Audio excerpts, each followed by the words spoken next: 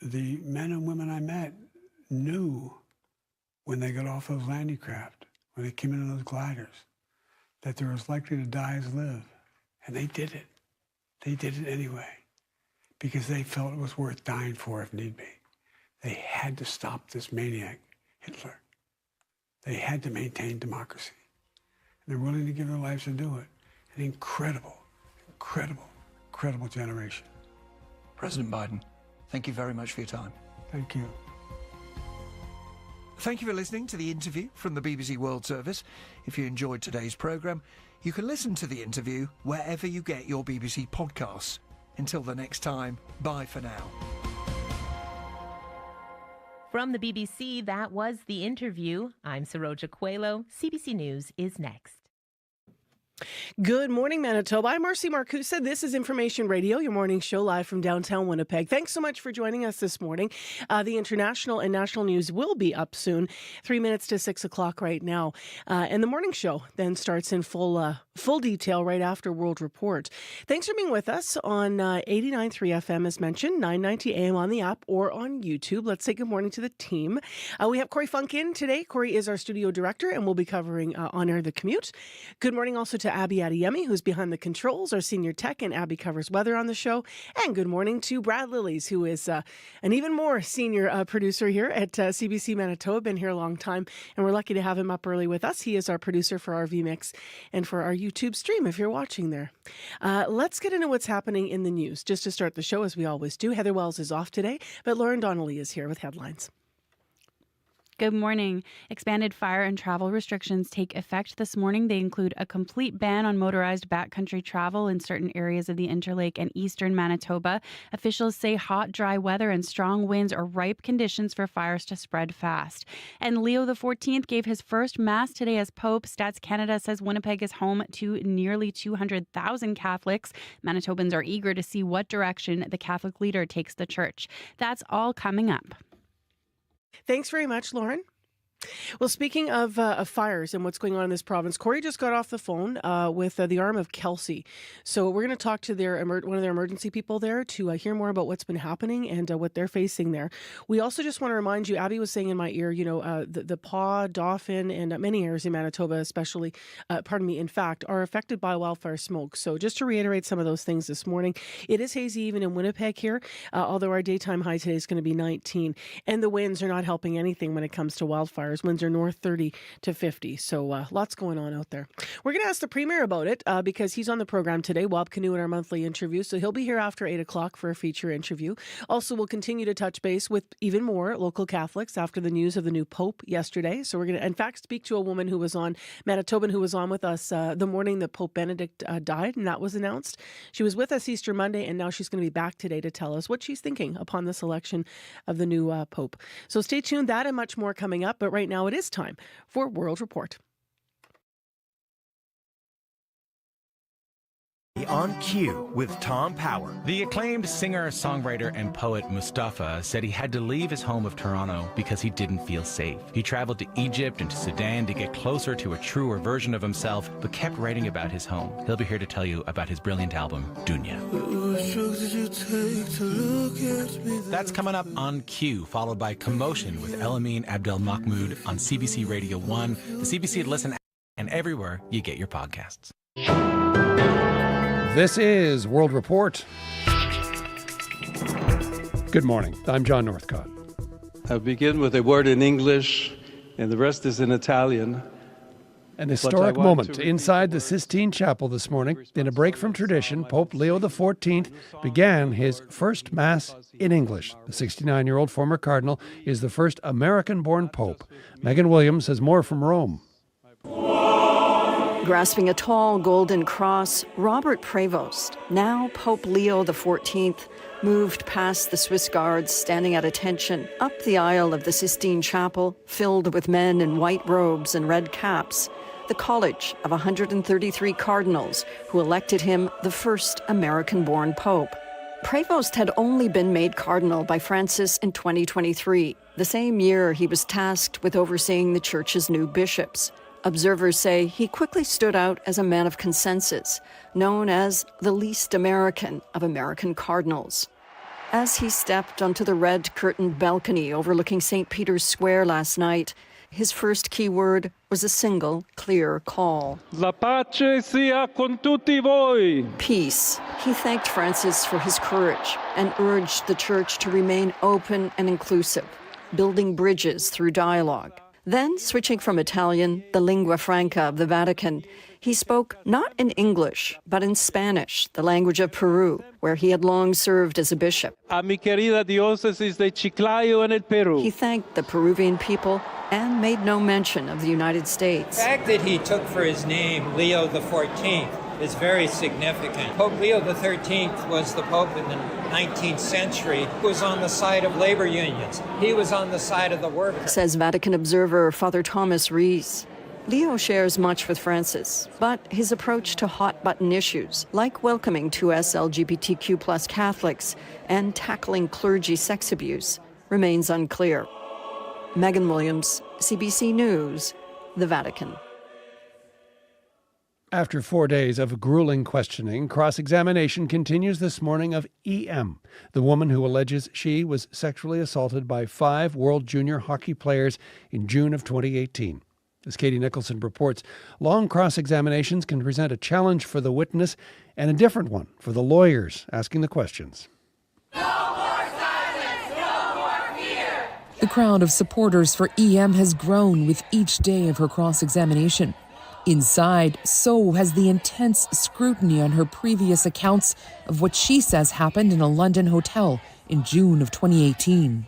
5 former World Junior hockey players are accused of sexually assaulting her. They have all pleaded not guilty, and they all have legal teams cross-examining her one after the other. That in and of itself can take a toll on someone's stamina, so to speak. Jacob Jessen is a criminal defense lawyer in Toronto who often prepares witnesses for cross-examination. He isn't involved in this case, but he's been following it, including some testy exchanges between EM and one of the accused's lawyers on Thursday. You may think that you're, as a witness, scoring points with a snarky remark or pushing back against the lawyer. That can come across really poorly to a jury or a judge looking at it objectively from the side of the room. Well, it's entirely possible for a witness to be worn down. Christopher Sharon is a law professor at Western University. He says in cases with multiple lawyers, there's a chance the cross can become repetitive, go on for too long, or go too far. I've seen it happen where a witness is cross-examined to such an extent that it can actually rebound against the cross-examiner or the cross-examiners as a group, in the sense that people start to feel sorry for the witness. All optics the remaining 3 defense teams have to consider as cross-examination rolls into its 5th day. Katie Nicholson, CBC News, London, Ontario. The owner of WestJet is selling 25% of the Calgary-based airline. The Canadian investment firm Onyx says a 15% stake will go to Delta Airlines. Another 10% will be sold to Korean Air. Both airlines have been WestJet partners for more than a decade. The deal is worth more than 750 million Canadian dollars. Claims and counterclaims continue between India and Pakistan over the escalating tensions in Kashmir. The crisis has led India to postpone its biggest domestic cricket tournament. This as the United States, it says it has no plans to get involved in the conflict. CBC's South Asia correspondent Salima Shivji has the latest. After another night of heavy explosions, blackouts and non-stop firing across the line of control, the de facto border in Kashmir, separating the Indian side from the Pakistan one, Saima Talib tries to pick up the pieces. Our home was destroyed by mortar shells, she says. The clothes we're wearing is all we have left. We had to run for safety and hide in the bushes, her neighbor Nasir Ahmed Khan says. Our lives mean nothing. There's been an exodus along the contested border as the conflict has rapidly spiraled. India and Pakistan are each blaming the other for ramping up attacks. New Delhi says Pakistani armed forces launched widespread drone attacks Thursday night along the entire western border, but that the strikes were repelled. Islamabad denies the claims. Pakistani police say at least 5 people were killed in heavy shelling that continued into morning, and fears of the tensions escalating further into an all-out war are deepening. We can't control these countries, though, fundamentally. These comments comments from U.S. Vice President J.D. Vance aren't helping. What we can do is try to encourage these folks to de-escalate a little bit, but we're not going to get involved in the middle of war that's fundamentally none of our business. It's a shift away from the role of mediator the U.S. has played in the past to dial down tensions, a role that's sorely empty now, with the two nuclear powers locked in a military conflict that's already their most serious in decades. Salima Shivji, CBC News, Mumbai. Russia is celebrating the 80th anniversary of the defeat of Nazi Germany. Здравствуйте, товарищи! Поздравляю вас! The defense minister greets troops during a massive parade in Moscow's Red Square. Thousands of soldiers marched past invited international leaders who joined Vladimir Putin on the reviewing platform. As Briar Stewart reports, the Russian president is using the celebration of the past to send a message about the current conflict in Ukraine. As the band played, thousands of soldiers and cadets marched in front of Red Square. Most were from Russia, but there were troops from 13 other countries, including China, whose leader Xi Jinping was sitting right beside Russian President Vladimir Putin.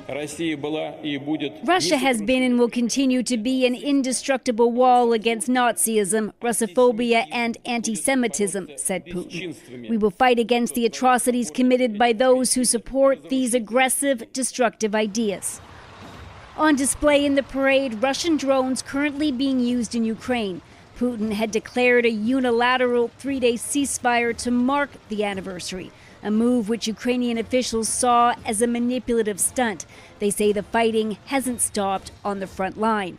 Russian authorities warned that security would be stepped up during the parade and that there would be widespread internet and mobile outages to protect against any Ukrainian drones. It used to be a conversation about loss and sacrifice.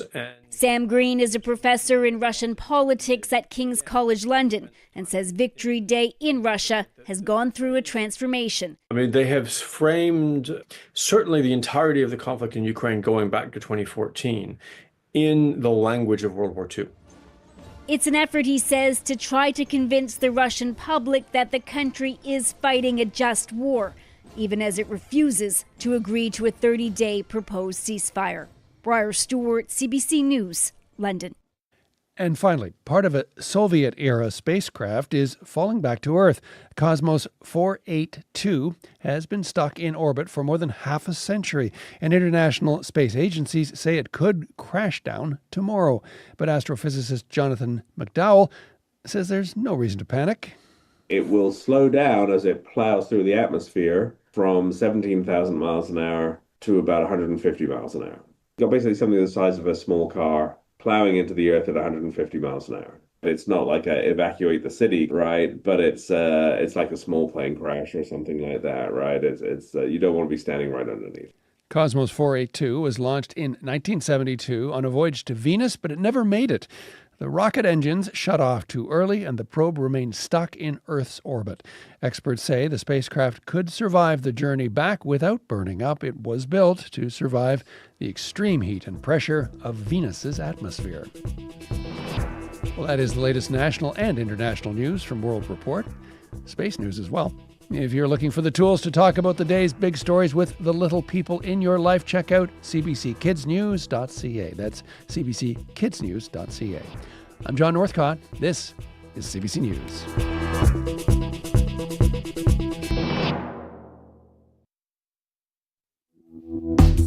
Good morning, Manitoba. I'm Marcy Marcusa. Thanks for joining us here on Information Radio. You're on CBC, 89.3 FM, 990 AM, on that app and on YouTube. It is hazy and in many places even smoky. So we do have an air quality statement that's been issued to be careful across most of southern Manitoba here. We just checked, and as of the latest report this week, 12 fires burning in this province. Now, there may be more. The situation has changed overnight. We are going to take you to the arm of Kelsey live this hour. If you're trying to place that in the province, it's around the paw. We'll talk to their emergency coordinator about what's been happening. So that's coming up live at 6:40. Also, this morning on the show, in the first half hour here, the Assiniboine Park Conservancy is getting ready to cheer on the Jets and the playoff excitement. We'll find out why they are hoping to be part of the playoff series in an unexpected way. So some fun happening there. And then we're going to have a closer look at the first ever American Pope. Cardinal Robert Prevost, who's going to be known as Pope Leo XIV. That news, of course, breaking yesterday. Let's go to Lauren Donnelly for other Manitoba headlines. Good morning. Good morning. Tensions over the rising conflict between India and Pakistan are being felt here in Winnipeg. Attacks have killed civilians this week in missile strikes and cross-border shelling across the Kashmir border. The United Nations is urging both sides to act with restraint. We'll have more on that coming up.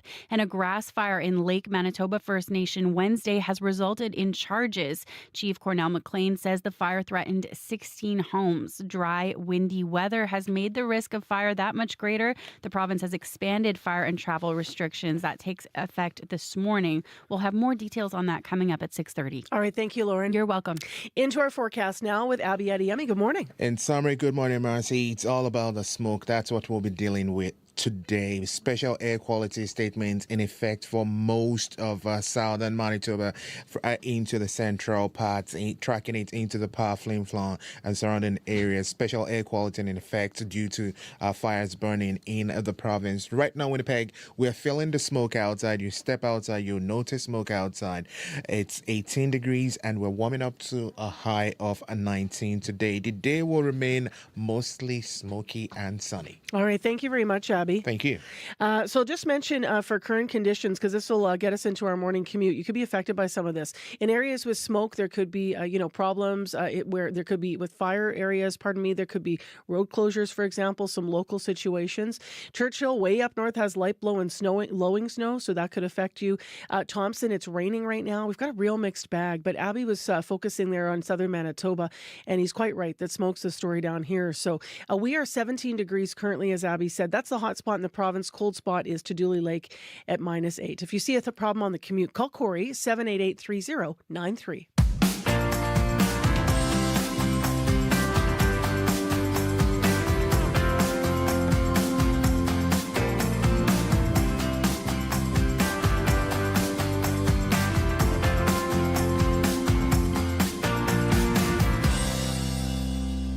Well, tonight, another big night for the Winnipeg Jets. The team takes on the Dallas Stars. It's Game 2 in their second Stanley Cup playoff game in the series.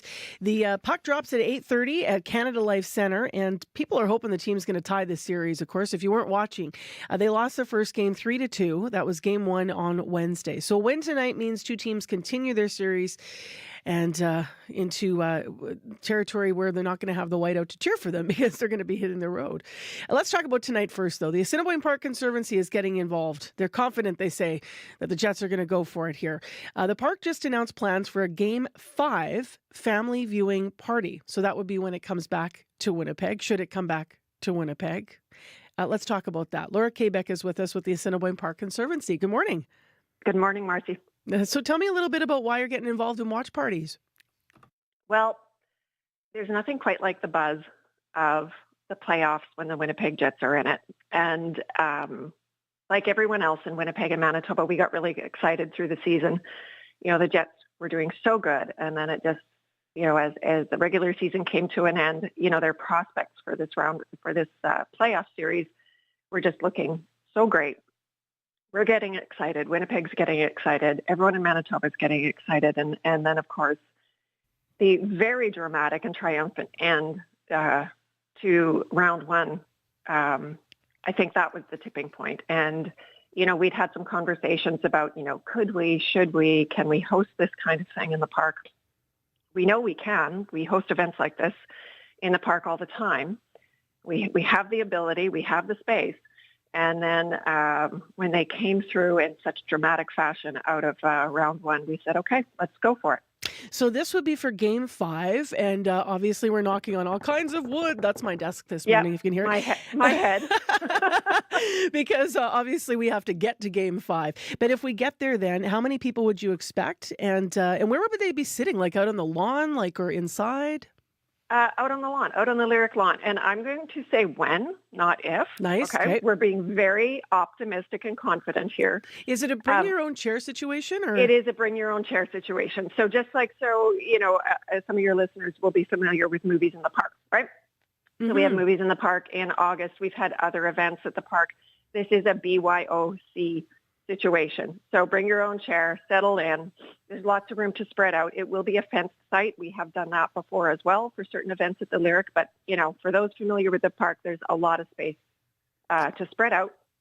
We'll have a big screen on the Lyric stage. Again, we've done this before with movies in the park. We've done it with other events. We had a screening of the HIP concert. Some people might remember in, 2016, if I'm remembering correctly. So if I'm remembering correctly, just to interject here, like you have capacity for, I think, a couple thousand people. Yeah. So we set capacity for the viewing party at 2,500. Now, will we get there? We don't know, right? There's lots of variables at play, game time being one of them, of course, weather being another. But we have the ability to have a really fun event at the park. And whether we have 500 or 2,000, we're going to put on a good time, and people are going to have a good time. And it's so fun, Laura. I know that you and I are both Jets fans, and I watch all the playoffs, and I know you have tickets, I think. And there's something about watching it together as a community. It's really fun if you haven't experienced that. So. Exactly. You can sit at home and listen to music, or you can go to a concert, right? Like there's something about coming together with, a few hundred or maybe 1,000 other Jets fans and cheering on the team en masse. Right? It's just, and at the park, we have events there all the time. People are used to coming to the park for events. And there's something about, the grass below, the sky above, all of the people cheering on the team together. It's pretty magical. And, we're really excited to be able to offer, another option for cheering on the Jets to Winnipeggers and Manitobans. And we have our fingers crossed, knocking on wood, that we'll be having a party in the park next Thursday. So just last, where do people go for more information right now? And obviously tickets I know will become available once Game 5 is confirmed. But where can they read more about it right now? Yes, they can. So if you go to assiniboinepark.ca, our website, right on the top tab, there's a tab for events calendar. Perfect. It's all chronological. Go in there, you'll find the event page. We did also post on social media, so you can just head over to Facebook or Instagram. You'll find the link there. That might be easier. Okay. All the information is there. Tickets on sale when Game 5 is confirmed, the morning after. Love the optimism. Go Jets, go. Go Jets, go. Thanks, Laura. Appreciate it. Anytime. That sounds like it would be so much fun, right? Laura Kabeck, the Director of Communications and Public Relations with the Assiniboine Park Conservancy. And why not have thousands in the park to watch the Jets fans? So far, we've had quite a beautiful spring when you look overall at what we've had for weather. So we'll see if that's going to be happening next week. First, we got to get through tonight. Puck drop 8:30 in Winnipeg.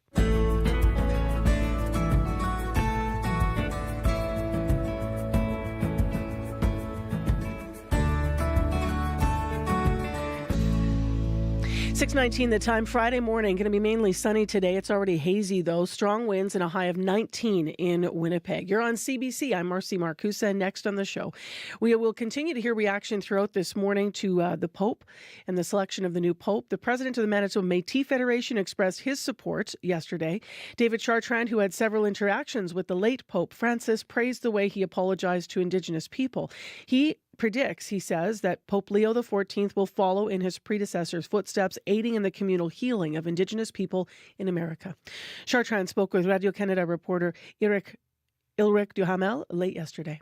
Well, actually, I was cheering for someone else. However, I'm very proud. First North American ever Pope. I think it's something to be proud of in North America, and also resonates again to the visionary of the church. It's exploring itself. It's the first time it's going out, venturing this far out into selecting a Pope from North America.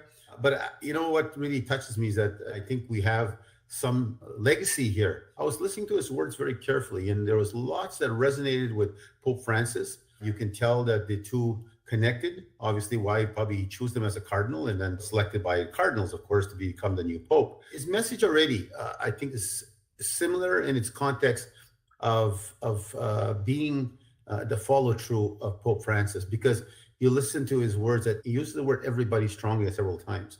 And I think that's important to resonate, because Pope Francis now is expanding to women, is expanding to the LGBTQ plus 2 community.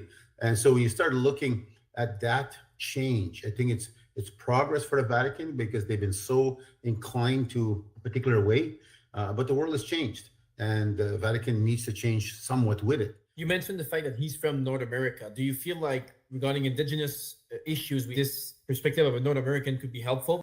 I think the mold was already broken with Pope Francis. He's the first Pope ever to apologize. Every Pope prior to him denied it or evaded it or tried to dance or skirt around it. They didn't want to face the commitment or the openness to state, okay, yes, it did happen. Yes, we're not going to die. Yes, we need apologies. Yes, we need forgiveness. That was the kind of guy that Pope Francis was. He was a people person. He was a person that took the extra time, knowing full well the smallest of actions mean so much. Like shaking and blessing the hands of 50 delegates as tears were rolling down their faces, knowing that they touched the Pope, that they actually can go home and tell the story that the Pope shook their hands and blessed them. You know, that is so powerful to all Christians, all Catholics. And for us, it was a sign that this is a real man. This is a man of caring, of love, of showing that you matter. And I think this is what Pope Leo might bring in. The way he's talking now, I think he's resonating a message of Francis, the continuation of Pope Francis of hope. I think that's what you're seeing here. So, you know, he's like a Pope of tomorrow, a Pope of progress, a Pope of change that's going to be coming under the branding of Pope Leo. So I'm telling you, Catholics and Christians alike everywhere will be quite proud. So I think it's very clear Pope Francis, the Pope of hope to me, already broke the mold. And so I think he's now, as this Pope, and his language and the messaging that seems to be coming from him, he's going to have a lot of similarities to Pope Francis. And I think this transition of continuation of healing that's going to happen with Indigenous people in North America and around in the South America at the same time. You're going to start seeing, as I said in my message to Pope Francis, it took decades and decades to take us here, to destroy so much harm and so much people. It's going to take decades and decades to get us out. And I think the healing only started when Pope Francis apologized. And so now with Pope Leo the 14th, I think you're going to see the healing now is the second phase of the continuation of Pope Francis. That was David Chartrand, the president of the Manitoba Métis Federation, speaking about the new Pope with CBC Radio-Canada reporter Eric Duhamel. Now, yesterday, speaking of the new Pope, he is an American, as you likely know, American Cardinal Robert Prevost. And for his tenure as leader of the 1.4 billion member church, he has chosen the papal name Leo XIV. Here were his first words, though, as Pope, from the central balcony of St. Peter's Basilica at the Vatican.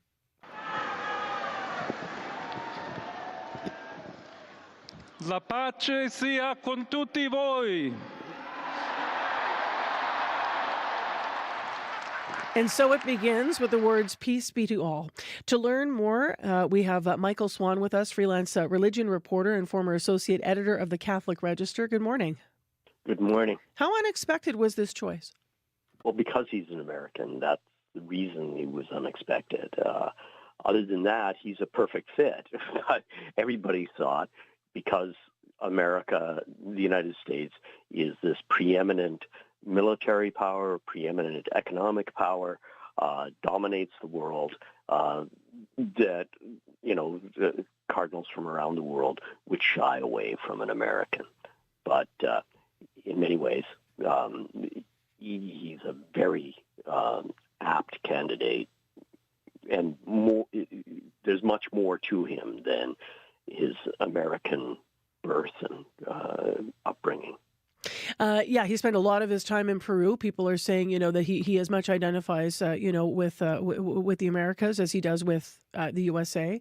What does his first speech tell us about his direction for the church? A lot of people were leaning in. Will this be the Pope that continues with, quote unquote, liberalism of Francis, or will this be the Pope that takes the church in a more conservative direction? What do you think?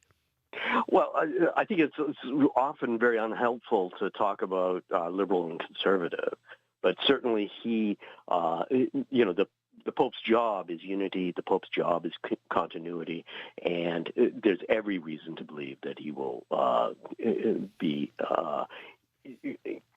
he will continue the work that Francis took on as Pope, but that he begins talking about peace and talking about justice. And he tells people, you know, that peace is their birthright in a world where there is rising military tension in countries around the world, where people are living under this, kind of constant military threat. There's the war in Ukraine, the war in Gaza, the war in Sudan. It just goes on and on and on. He's going to make that a central priority, I think. You're quite right. I should be using the terms progressive and conservative, small c, when it comes to views when we talk about the church. What kind of challenges will Pope Leo face, do you think, if you could elaborate on some of what you said, leading the world's 1.4 billion Catholics in this time? I mean, he will face challenges, of course. There is a strain of opposition to a social justice tradition in the church. And there are powerful interests, many of them very influential in the current American government, that don't want, a church that's focused on the rights and the dignity of the poor, and he's going to have to face that down. What do you think he will do with the position of women on the church and the sex abuse allegations and charges against members of the church? How will he handle those things? He's been criticized for the latter in some of his past dealings. Yeah. It's hard to say. I mean, but he was the superior of the Augustinian order. And one of the things that's interesting about that is that in addition to priests and brothers, there are Augustinian sisters. And he would have spent a great deal of time talking and making decisions with those women. I think that it's very likely that, he will continue as Pope Francis did, appointing women to positions of real power at the Vatican. I think that he will, as an American and somebody who, grew up in a democratic culture, see that a kind of place where half the world is sort of set aside just doesn't work. And I think that he's very likely to be very open to women in the church. On sex abuse, that's a major problem the church has faced, and he knows it because he's been in charge for the last few years of vetting bishops. There's allegations that he mishandled some sexual assault investigations and may have placed a bishop actually close to some, a school where some young people were, where this bishop previously, would have been flagged. Are there concerns about those aspects of his past? I imagine there are concerns about it, and I imagine he knows about those concerns. He's in a new position now as Pope, and the church has got to struggle through with this. There's no sort of magic bullet, no easy solution, systematically, the church has been unprepared for what's happened since Mount Cashel. We'll leave our conversation there. We have more conversations and analysis to come this morning, but thank you very much for being with us. Okay, thank you very much. That's Michael Swan with us live, freelance religion reporter and former associate editor of the Catholic Register. We reached him this morning in Toronto. You are with CBC locally here live from downtown Winnipeg on 89.3 FM, and your CBC Winnipeg News is next. This is CBC News. Good morning, I'm Lauren Donnelly in Winnipeg at 6:30. It's 15 degrees and smoky at the Winnipeg airport. Mainly sunny today, windy, a high of 19 degrees. Expanded fire and travel restrictions take effect this morning. They include a complete ban on motorized backcountry travel in certain areas of the Interlake and eastern Manitoba. Officials say hot, dry weather and strong winds are ripe conditions for fires to spread fast. That's what happened Wednesday in Lake Manitoba First Nation.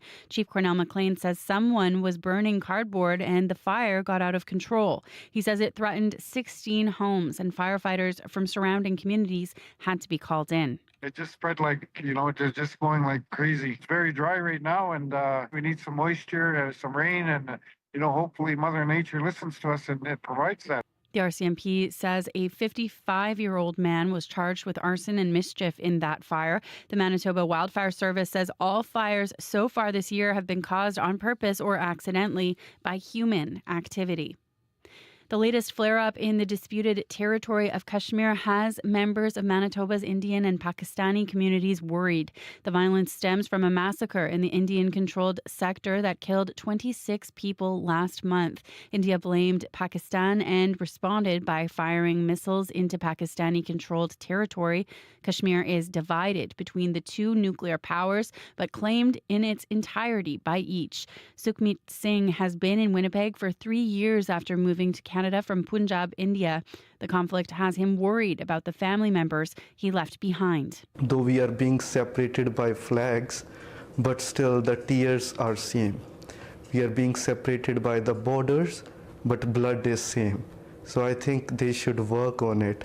Pakistan says it shot down 25 Indian drones in its airspace Thursday. The Indian Defense Ministry says Pakistan attempted to engage military targets in India Wednesday night. The UN is urging both countries to act with restraint. A daycare deal made by the former Progressive Conservative government is under scrutiny. It involves a trust created by Peguis First Nation to invest in real estate to benefit the community. The real estate trust made a deal with the province to have a daycare built on land it owns in East St. Paul. Bruce Sinclair is a Peguis First Nation elder. He wants to know why they didn't build the provincially funded daycare on the reserve and instead built it 150 kilometers away. It's not fair at all to our people. When we have to, beg, steal, and borrow to try and get kids into this one down here. The former chair of the Peguis Trust says the daycare was an investment and will eventually generate rental revenue for the First Nation. Economists are predicting Statistics Canada will announce a small gain of around 2,500 jobs last month, but they do not expect it will be enough to stop the unemployment rate from rising slightly.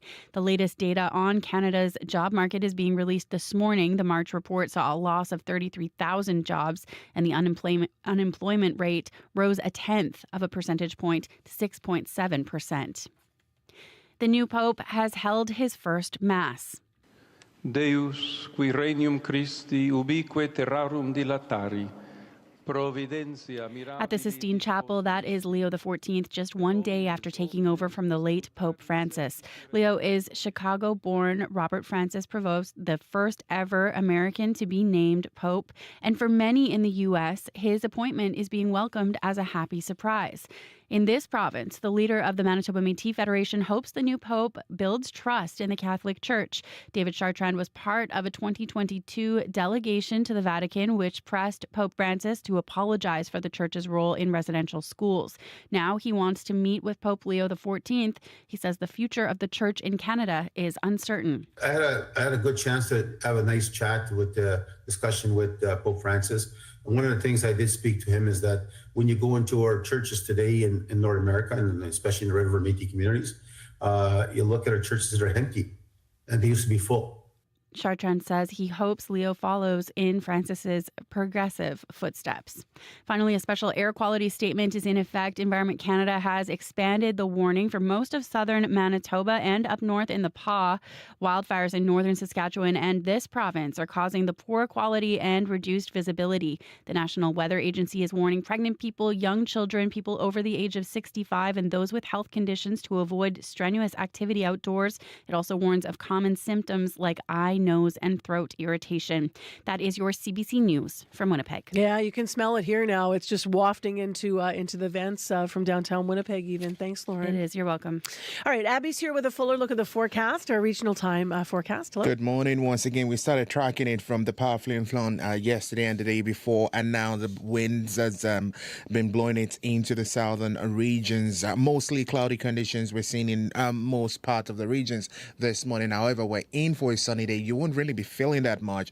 We'll be having this smoke in the air for the southern region into the central region, tracking it still into the powerful influence and surrounding area due to wildfire in that area.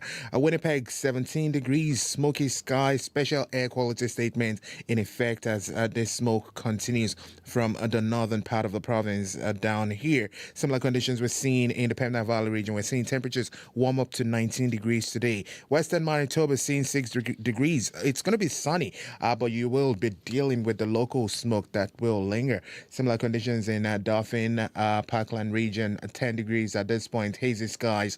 Also having that air quality statement in effect, poor air quality for folks in that region, so you need to take care. In Gimli, 14 this morning. The Interlake region also seeing smoky conditions throughout the day. We'll see highs touching 18 degrees. And then tracking the weather into the powerful influence surrounding areas. It's sunny there at this point, 4 degrees. The sky is going to stay mainly clear. Light breeze from the northwest, warming up to 17. Thompson is seeing light rain this morning at 2 degrees. That should clear up later in the day, and then you warm up to 12. Churchill -7, light snow that is whipping around. You warm up to -2 later today. So down south, we're just going to be dealing with that smoke today. Yeah, we already are. Thanks, Abby. Thank you. Corey Funk, you're in to talk about the commute. Good morning. Yeah, good morning. Already getting calls about visibility issues from this smoke. Heard from David that Highway 12 around Grenfell. It's kind of patchy. Sometimes you got decent visibility, but then all of a sudden the smoke makes it harder to see. It's that thick there, eh? Yeah, that's what he was saying. And a reminder as well, we're going to get more of an update, of course, about the fire situation. But I can tell you that Highway 283, which kind of takes you from the Paw to the Saskatchewan border, that there on Manitoba 511, there is fires along that highway right now. And we know that the Carrot River that runs along there, people from the Carrot Valley have been evacuated overnight. We're going to get an update on that from the Municipal Emergency Coordinator shortly. But you may want to avoid that highway altogether because there is fires along that highway, along the Carrot Valley. So heads up there on 283 if you do plan to drive that today. If you see anything else going on out there, do give me a call on the CBC commuter line. That number, 204-788-3093. All right, thanks, Corey. Thank you. That update's coming after our business news. Crystal Lee Ramlakan joins us now via Zoom with the report. Good morning. Hey, good morning, Marcy. So the U.S. has announced now a trade agreement with the United Kingdom that was alluded to. We got this tweet from Trump, right, on his Truth Social. What does this actually mean, though, for trade talks in our country with Canada? Yeah, well, experts on Canada-U.S. relations say the UK deal could offer hints about how the Trump administration might approach trade talks with Canada. So while the agreement has not been finalized and many details remain unclear, it suggests President Donald Trump is willing to lower some tariffs, but probably not drop duties completely. So UK officials say duties on steel and aluminum will be lifted, while tariffs on automobiles will drop to 10% for a quota of 100,000 vehicles. But the baseline 10% tariffs on most UK imports will stay in place. So Trump's trade advisor, Peter Navarro, says the UK's digital services tax is still in negotiations. And we know that the Trump administration has taken aim at Canada's own digital services tax. Now, Canada was not included in Trump's reciprocal tariff regime and is not subject to this 90-day race to make a deal that the administration has been talking about. But the president did hit Canada with economy-wide tariffs in March. Now, a few days later, he partially rescinded those duties for imports compliant under the Canada-U.S.-Mexico agreement. And Canada, though, has also been hit with tariffs on steel, aluminum, and automobiles, with a partial carve-out for American-made parts of vehicles. Now, the American The American Automotive Policy Council, which represents the big three automakers, Ford, GM, and Stellantis, says it's disappointed that the UK deal would give UK automakers an advantage over those in the deeply integrated North American auto market. So it says under this deal, it will now be cheaper to import a UK vehicle with very little US content compared to a CUSMA-compliant vehicle from Mexico or Canada that is half American parts. Let's go to another story. Part of WestJet's being sold now to other airlines. Is that right? Yeah, that's right. So Onyx is selling minority stakes in WestJet to Delta Airlines and Korean Air for $550 million US. Canadian investment management firm Onyx acquired WestJet in 2019. So Delta will acquire a 15% stake in the Calgary-based airline, while Korean Air will buy a 10% stake. And then after the deal closes, Delta plans to sell a 2.3% stake in WestJet to its joint venture partner, Air France-KLM, also an existing WestJet partner, for $50 million. So Delta says the investments will build on each airline's existing relationship with WestJet to provide further benefits to customers in North America, Europe, Asia, and beyond. And Delta and Korean Air have been code-share partners with WestJet for years. So WestJet and Delta have been partners since February of 2011, and Korean Air and WestJet have partnered since June of 2012. And the airlines say the broader partnerships will support customers with a more seamless travel experience worldwide. And briefly, AI can be used to scam people, of course, but now I understand Google is trying to use the tech to help people from being tricked. Yes, so Google is using AI to identify scammy websites when you click on them. So seeing a window that pops up claiming your device has a virus and encouraging you to click that, for tech support or download security software is a common online scam. And Google says it's now using a version of its Gemini AI model to detect and warn users. So AI has enabled bad actors to more easily create large quantities of convincing fake content that can be used to steal money or personal information. Consumers worldwide lost more than $1 trillion to scams last year, and that's according to the Global Anti-Scam Alliance. So Google and other organizations are increasingly trying to use AI to fight scammers. What are the numbers telling us today, Crystalie? In Europe, stocks are rising. Germany is up. The UK is up. France is up. In Asia, markets are mixed. Japan is up. Shanghai is down. Hong Kong is up. Oil is up $1.02 to $60.93 US per barrel. Gold is up $15.43 to $3,321.15 US per ounce, and the dollar is up 0.04 of a cent to 71.9 cents US. All right, Crystalie Ramlakan, thank you for the week. We'll talk to you on Monday. Okay, thanks, Marcy. We talk to Crystalie every morning on the show right around this time for your business news.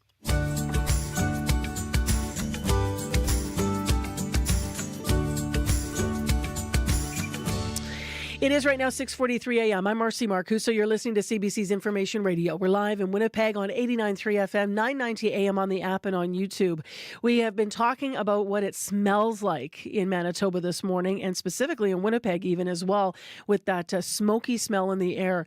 Corey's also been mentioning that the haze from some of the wildfires burning and the smoke are affecting even travel, even here south in Winnipeg, south of Winnipeg, in areas around Grunthal. We got a call about visibility being affected.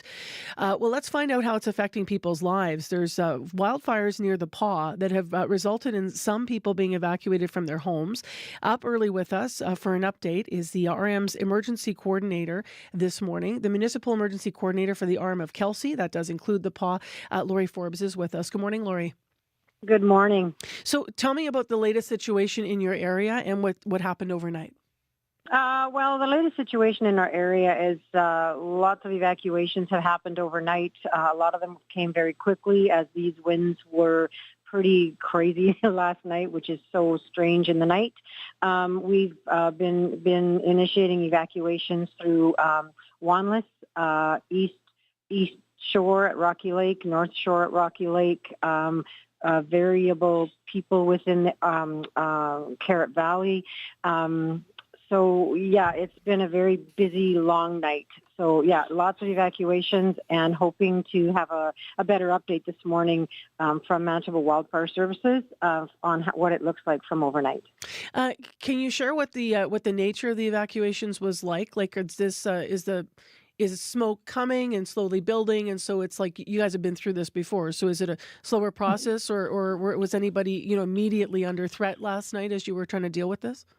Oh, definitely. We had very many areas immediately under threat. I forgot to mention we also evacuated quite a few folks from the provincial park out at Clearwater as well, as the fire decided to act ridiculous. So this is a really big beast. It's dry conditions and these winds keep changing a little bit and sending it in a different direction. So it was extremely terrifying for many, many people, and a lot of these evacuations, 1 minute where everything was fine and not really concerned, and within 15 minutes the wind changed and we had to get people out right now. So it was definitely some last minute, let's go right now. Are you seeing thick smoke or are you actually seeing orange flame? Last night was very thick smoke in town. It was, you could even have ash in the air in town of the Paw. It was very, very thick smoke. 3:30 this morning when I drove out 283 towards the west, the sky was just, like orange. It was just orange within the cloud. So it was pretty bizarre to see that. That's frightening. I know you'll see you have an update later this morning, Lori, but do you have a sense of how many people you have that have had told to be evacuated from their homes and communities around there? Oh, and I knew you were going to ask me I that, know. and I'm going to probably get those numbers together here this morning so that we have a better idea. Whether we're going to evacuate more today or not, it's really going to depend on that fire, and we'll probably have a little better numbers as we move forward. Yeah. Are we talking, though, like 3 families, or are we talking like more? Oh, no. Mm-hmm. This is a big evacuation. Just the whole community, 100% of the community of Wanless, East Shore and North Shore at Rocky Lake, that's 100% evacuated. That's an entire community.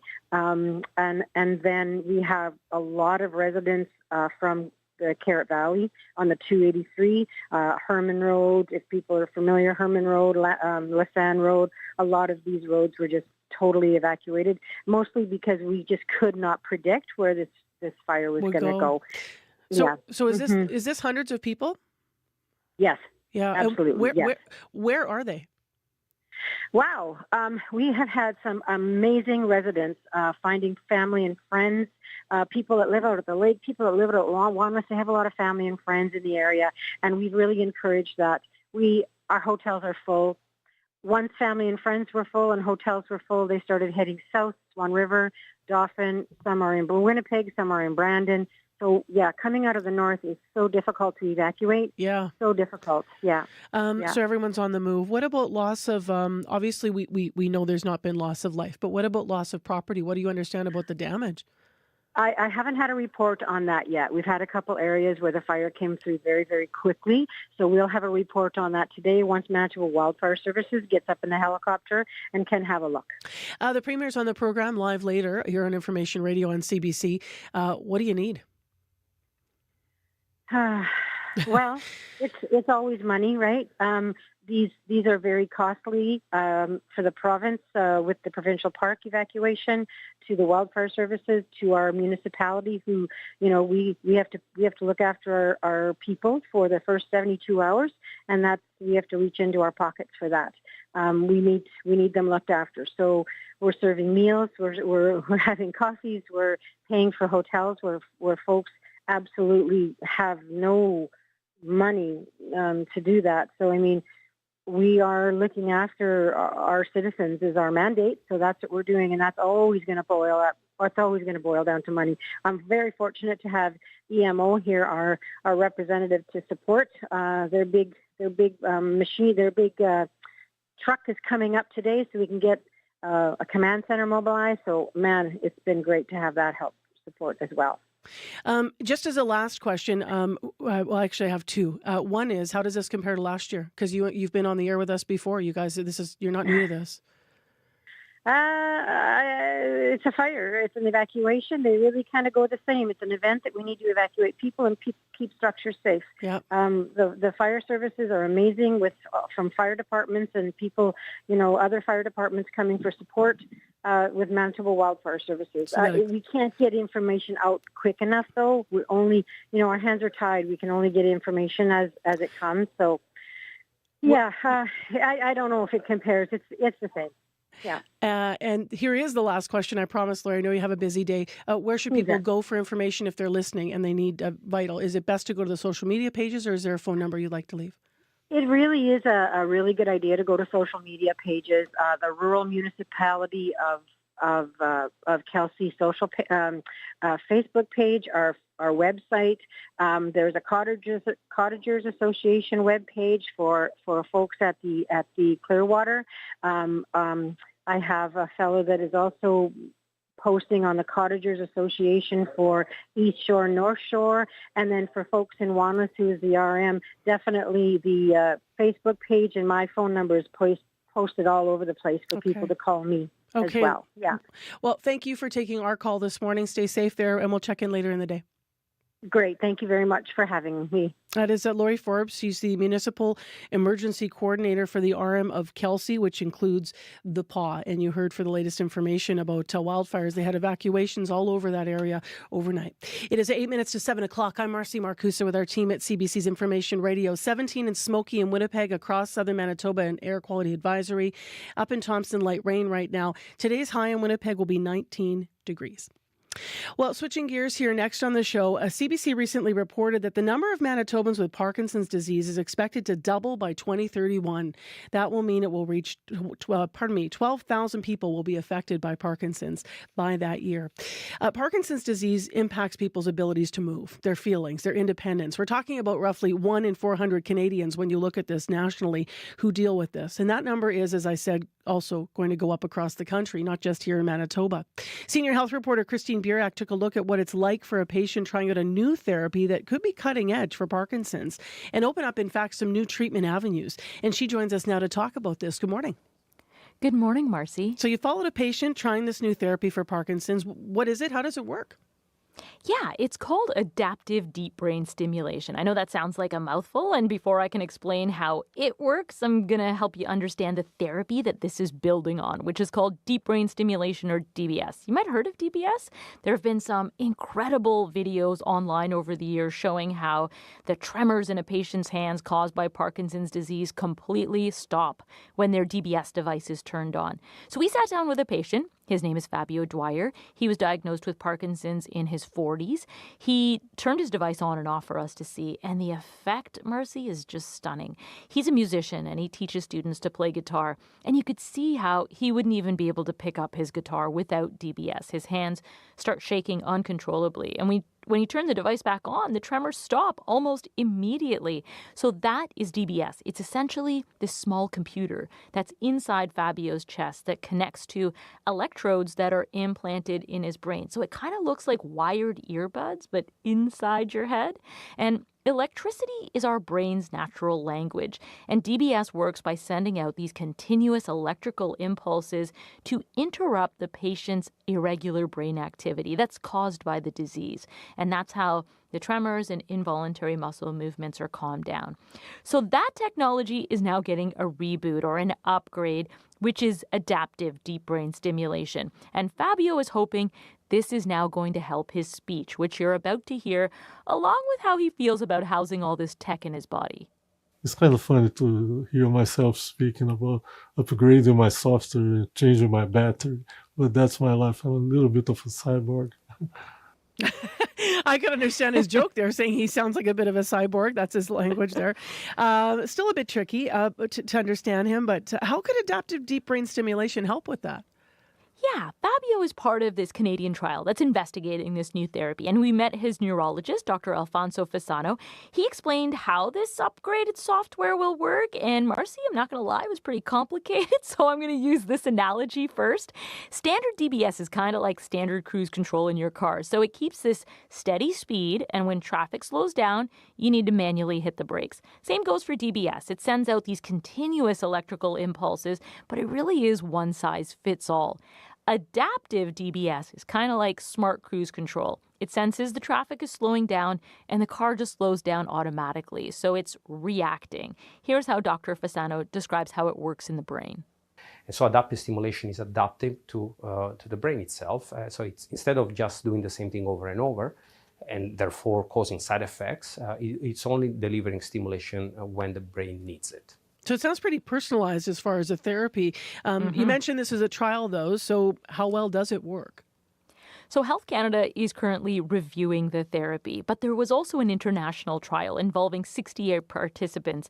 The results of that haven't been published yet, but just based on the early data, the US FDA and the European Medicines Agency have approved adaptive DBS as a treatment for Parkinson's patients. We also spoke with someone who was in that international trial. He was the first Canadian patient with Parkinson's to try this adaptive therapy. He says it improved his symptoms by 20 to 30%, that he's now feeling far more independent. He's now driving and even traveling the world on his own. It's also worth noting, Marcy, there's hope this adaptive, more personalized therapy could also help patients with other neurological conditions like epilepsy, Tourette's syndrome, even OCD. Now, we spoke with a neurologist who is outside of these studies and trials, who's watching with interest, but she also has some questions. Have a listen to Dr. Ariane Vailleur-Carpentier. She's at the University of Montreal. I'm not sure if it's the kind of technology that will be needed for every type of patients. I think with time and with usage and seeing how it is in the real world, we'll see if it's really useful for everyone with deep brain stimulation or just a subset of patients that don't get all the benefits from the stimulation. And we will see tonight how well it worked, in fact, for Fabio, because I know where we started with was with you spending time with him. Christine, thank you very much for being with us today. Thank you, Marcy. So that report from Christine will be on The National tonight on CBC. That is CBC senior health reporter Christine Burak. And The National's on at 9 o'clock on CBC Newsnet, 10 on the main net, or you can stream The National, of course, on the YouTube channel. It is now 3 minutes to 7 o'clock, and let's get back to our newsroom here in Manitoba with headlines. Here once again is Lauren Donnelly. Good morning. Smoky, hazy, windy. A special air quality statement is in effect for large swaths of southern Manitoba and parts of the north. Meanwhile, expanded fire and travel restrictions take effect this morning. We'll have more details on that. And the Indian and Pakistani militaries are exchanging fire across the Kashmir region. Tensions over the rising conflict are being felt here in Winnipeg. We'll hear from them coming up after World Report. All right. Thanks very much, Lauren. You're welcome. We've been hearing from people about what's happening on your commute. So northbound Lagimodiere approaching Dougal, there's a stop semi now blocking the northbound curb lane. So you keep left to pass in that area to get through. Also, we heard from commuters up around the Grunthal area, I should say down around the Grunthal area. The visibility is affected there because of smoke. You can smell it in the air. You can see it. It's a little bit hazy, and across parts around the Carrot River and the Paw, there were evacuations overnight. Smoke in the air in Winnipeg, 17 right now. Our day is going to be hazy, and it's going to be windy, and that's what's causing all the problems with the fires. Winds north 30 to 50 in Winnipeg, a high of 19 degrees today. By the way, if you need to reach Corey on the commute, the number is 788-3093. Well, it is 2 minutes to 7 o'clock, and World Report is coming up here on CBC. And then in the next hour of our show, did you know that Indigenous men in Canada are more likely to die from homicide than non-Indigenous men? That's according to Statistics Canada, and community advocates here that more attention needs to be brought to the issue. We're going to have that conversation through a local lens coming up right after 7 o'clock. Also, Winnipeg's Catholic community is reacting to the news of a new pope. We are going to talk to a Winnipegger who is trying to keep, she says, an open mind about the American Pope, Leo XIV, and we'll find out more about her reaction to the choice. And then it's Mother's Day on Sunday. We asked you to share songs with us that you'd like to dedicate to your mom, and you delivered. We have 40 stories. We'll try to get through some of them, but we also have a bit of a musical mashup for Mom. Stay tuned. I'm Marcy Marcusa. World Report is next.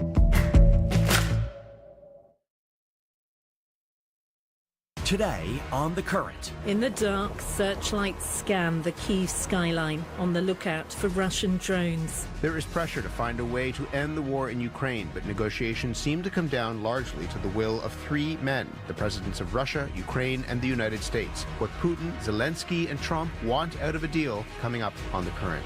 The Current with Matt Galloway. This morning at 8:37, 9:07 in Newfoundland, and on the CBC Listen app. This is World Report.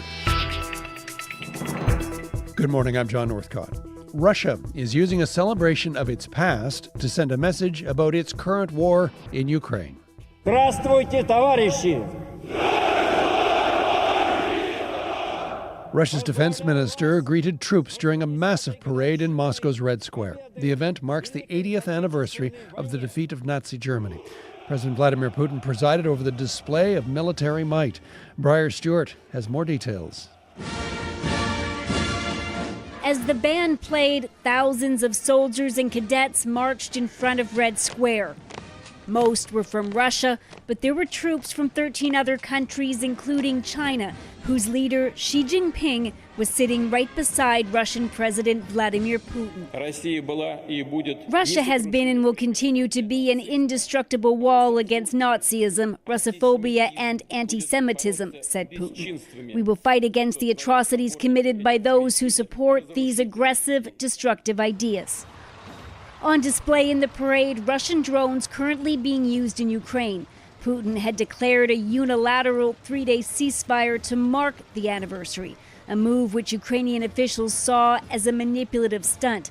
They say the fighting hasn't stopped on the front line. Russian authorities warned that security would be stepped up during the parade and that there would be widespread internet and mobile outages to protect against any Ukrainian drones. It used to be a conversation about loss and sacrifice. Sam Green is a professor in Russian politics at King's College London and says Victory Day in Russia has gone through a transformation. I mean, they have framed certainly the entirety of the conflict in Ukraine going back to 2014 in the language of World War II. It's an effort, he says, to try to convince the Russian public that the country is fighting a just war, even as it refuses to agree to a 30-day proposed ceasefire. Briar Stewart, CBC News, London. The top U.S. diplomat stationed in Denmark is being asked to answer some difficult questions about a Wall Street Journal report. The paper reported that U.S. intelligence officials were ordered to learn more about Greenland's independence movement. It says they were also asked to find out about how Greenlanders feel about U.S. resource extraction there. Greenland is an autonomous territory of Denmark, but President Donald Trump says he wants it to be part of the United States. Today, the Danish Prime Minister responded to the report by saying, "You cannot spy against an ally." As Russia strengthens its relationship with China and Trump muses about expanding the United States, there's a lot of attention right now on Canada's Arctic sovereignty. The Liberals have embraced the idea of giving armed icebreakers to the Royal Canadian Navy. But as Murray Brewster explains, some defense experts wonder whether it's a sensible policy or political theater aimed at a U.S. audience. The notion of arming an icebreaker is overly simplistic and, to be honest, a little confusing. Former Vice Admiral Mark Norman, who looks at the proposals of both the Liberals and the Conservatives with a raised eyebrow. I'm puzzled because I don't know what it is we're trying to achieve other than the political objective of demonstrating a commitment to Arctic sovereignty. Check. I get it. However, it needs to be sensible. Other defense experts say icebreakers, while good for showing the flag, are slow and noisy, not exactly the qualities you want in a combat vessel. Submarines, they say, are better. The Conservatives in 2006 proposed heavy military icebreakers only to back away because of the enormous cost and limited utility. They decided instead to construct smaller Arctic offshore patrol ships. Canada's defences in the Arctic came up this week in the Oval Office meeting between Prime Minister Mark Carney and U.S. President Donald Trump. Defense expert Wesley Wark warns the strategy to secure the North should be about more than political theatre. Every step we take in that direction needs to be ultimately to Canada's benefit, not as some kind of peace offering to the Americans. The Coast Guard is usually the home of Canada's unarmed ice-breaking fleet. The Liberals, however, have promised to rewrite the service's mandate to conduct maritime surveillance and integrate them into Canada's NATO defence capabilities. Whether that means arming them is unclear. Murray Brewster, CBC News, Ottawa.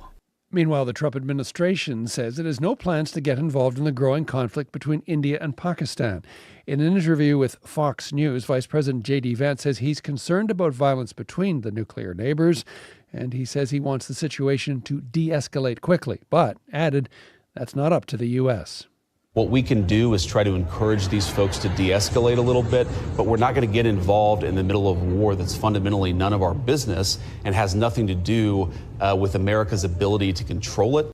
Meanwhile, tension over Kashmir continues to rise. Pakistan says 5 people were killed overnight by shelling in Pakistan-administered Kashmir, and India is accusing Pakistan of attacking 3 of its military bases with drones and missiles. Islamabad denies the claim. Trade wars and tariffs are taking a toll on the oil patch. Since the beginning of the year, the benchmark price of a barrel of oil has gone down from around $80 a barrel to around $60. That's partly because of concerns about a recession, possibly tanking the world's demand for energy.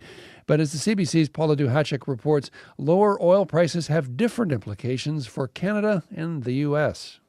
It's a bit of a wait and see. Brian Schmidt, CEO of Calgary's Tamarack Valley Energy, staying calm as oil prices plunge. There's no use adding production when prices are this low. The benchmark price of a barrel of oil has fallen about $20 US since January. South of the border, companies aren't just holding oil production steady, some are actually starting to scale back. The CEO of Diamondback Energy, a large independent US producer, says he's dropping some of his rigs, and not only that, he thinks U.S. onshore oil production has peaked and will soon start to decline. Max Pajur is with the Energy Policy Research Foundation, a U.S. think tank. He made a similar prediction. My expectation is that you're going to see degradation in U.S. oil production, beginning with the late first quarter going into the second quarter 2025. But American companies tend to need a higher price for oil just to break even, unlike in Canada, where it's a different story. So the largest companies here in Canada, they all have cost structures that are among the best in the world. Randy Ohlenberger is an analyst with BMO Capital Markets. He says Canadian companies are still profitable now, and he expects production to remain the same even if prices keep falling. So the position of the Canadian companies here is actually, on a comparative basis, much better. Analysts say Canada can also benefit from the weaker dollar to send more product into the U.S. market, even with a trade war. Paula Duhacek, CBC News, Calgary. Economists are predicting Statistics Canada will announce a small gain of around 2,500 jobs last month, but they do not expect it'll be enough to stop the unemployment rate from rising slightly. The latest data on Canada's job market is being released this morning. The March report saw a loss of 33,000 jobs, and the unemployment rate rose 0.1 of a percentage point to 6.7%. In Domine Patris et Filii et Spiritus Sancti. Pope Leo XIV has held his first Mass at the Sistine Chapel. Robert Francis Prevost made history by becoming the first American-born pope. That news came as a surprise to many in the U.S., but many Catholics there say they are optimistic about the new papacy. Steve Futterman is in Los Angeles with more reaction. In many parts of the U.S., the announcement was met with shock and elation. At Villanova University, where the Pope went to college, bells rang. At this Catholic elementary school in Texas, everybody at the cafeteria started going crazy. In Pennsylvania, the Sisters of Mercy were watching on a church TV when they learned where the Pope was from. First American-born. We lived together in Peru 10 years. This priest in Wisconsin first met the Pope in college, then spent time with him in South America. In the Pope's hometown, Chicago, his brother John said, almost from the start, Pope Leo had a fascination with the church. You know how some kids like to play war and be soldiers, and he wanted to play priest. Here in Los Angeles, at the midday mass at the downtown cathedral, they said prayers for the new Pope Allison Espinoza says it's a good choice. He knows about the U.S. and the battles that are going through here. And Father John Ochoa feels Pope Leo, even though he is American, has an international mindset. A lot of his life he lived in Peru, so he's not just a pope of the United States, but he's a pope of the Americas. Here and in many other U.S. cities, the faithful are hoping for future visits from the American Pope. Steve Futterman for CBC News, Los Angeles.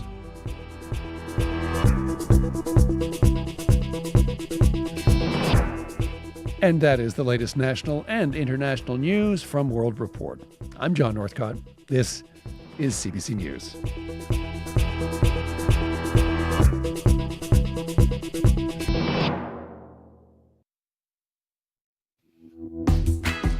Good morning, Manitoba, and hello, Winnipeg. I'm Marcy Marcusa. This is CBC's Information Radio. And in our community, Winnipeg's Catholics community is reacting also to the new Pope.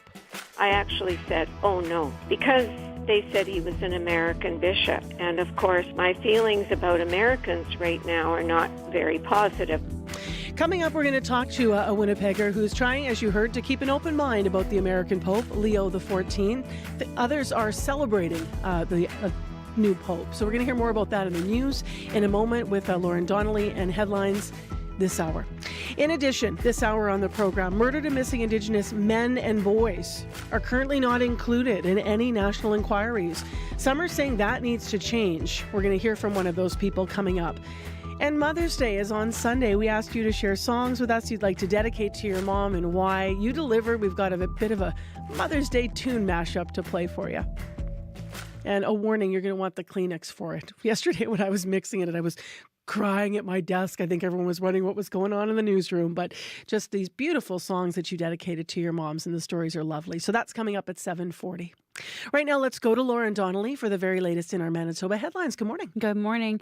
Expanded fire and travel restrictions take effect this morning. They include a complete ban on motorized backcountry travel in certain areas of the Interlake and eastern Manitoba. Meanwhile, Environment Canada has issued an air quality statement for southern Manitoba, including Winnipeg and Brandon and parts of northern Manitoba near the Paw. Wildfires in this province, northern Saskatchewan, and even North Dakota are causing poor air quality and even visibility. We'll have more details on that coming up in your next local news at 7:30. All right. Thanks very much, Lauren. You're welcome. Now, I want to mention that Abby's been kind of staying on top of this all morning. It's changed. When we started this morning, the air quality was kind of more around Dauphin being affected. You can smell it now in Winnipeg. It's pretty much everywhere now. Yeah, pretty much everywhere. I was tracking a warm and sunny day. The sun is out actually, but it looks like it's covered. It's really struggling to make an appearance. That's what we're seeing in most regions in the southern part of the province.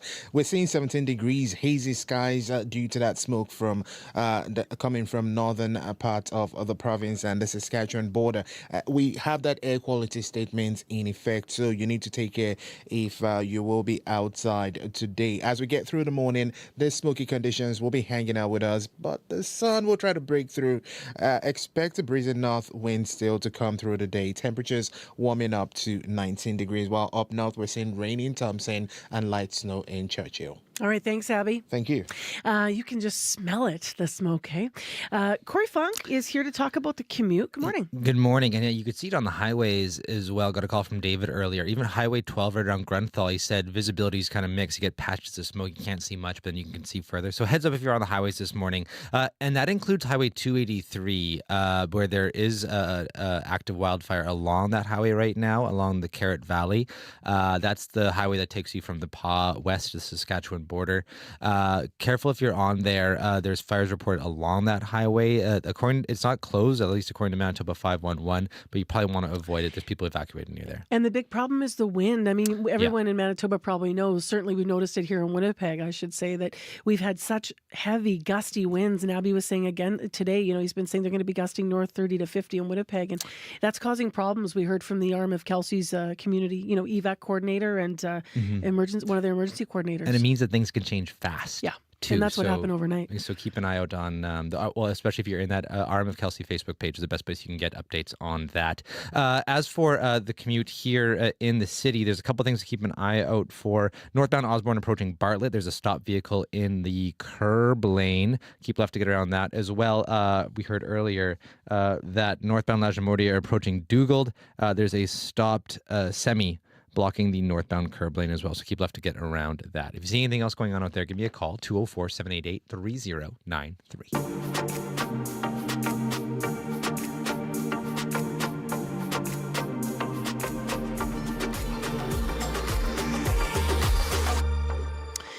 Well, it has been an emotional week for the families of murdered and missing Indigenous women and girls, with a lot of events being held across the country, of course, because Monday was the National Day of Awareness for MMIW G2S+. Now, among those mourning were also those who lost men and male relatives.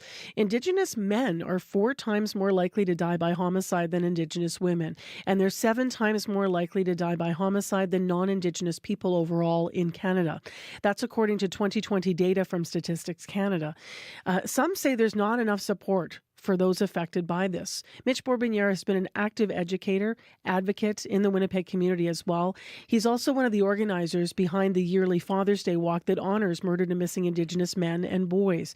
His early work with at-risk youth opened his eyes, he says, to the issue. It made him realize that there wasn't a lot of formal support for families. And Mitch is in studio. Good morning. Good morning, Marcy. It's good to be here. So what's something that you hope people listening would understand about, the crisis as you would, frame this surrounding Indigenous men and boys when it comes to violence? Well, first off, we can never, ever, ever let go of the momentum that has been created around missing and murdered Indigenous women, girls, and Two-Spirit. And this is a very, very important week. Every week is important, but this is especially an important week with the red dress. We do also have missing and murdered Indigenous men and boys that is way off the chart as well. And so we've got some really wounded families that we work with that also do not have closure and are really, really hurting. You do so much work in the area of just men overall talking. Yeah. Where do you hear these stories of these families? Are you hearing them all over the province in your work as you're traveling? You travel a lot, I know. Yes. Yeah. Yeah. So I actually run men's groups. We do a men's group on Selkirk Avenue Monday night. Anyone can come. That identifies male, 5:30 at 419 Selkirk this Monday, and it's every second Monday night. We get 35 men coming at least every time. We feed them, we talk, we cry, we laugh, we hug, and we love each other.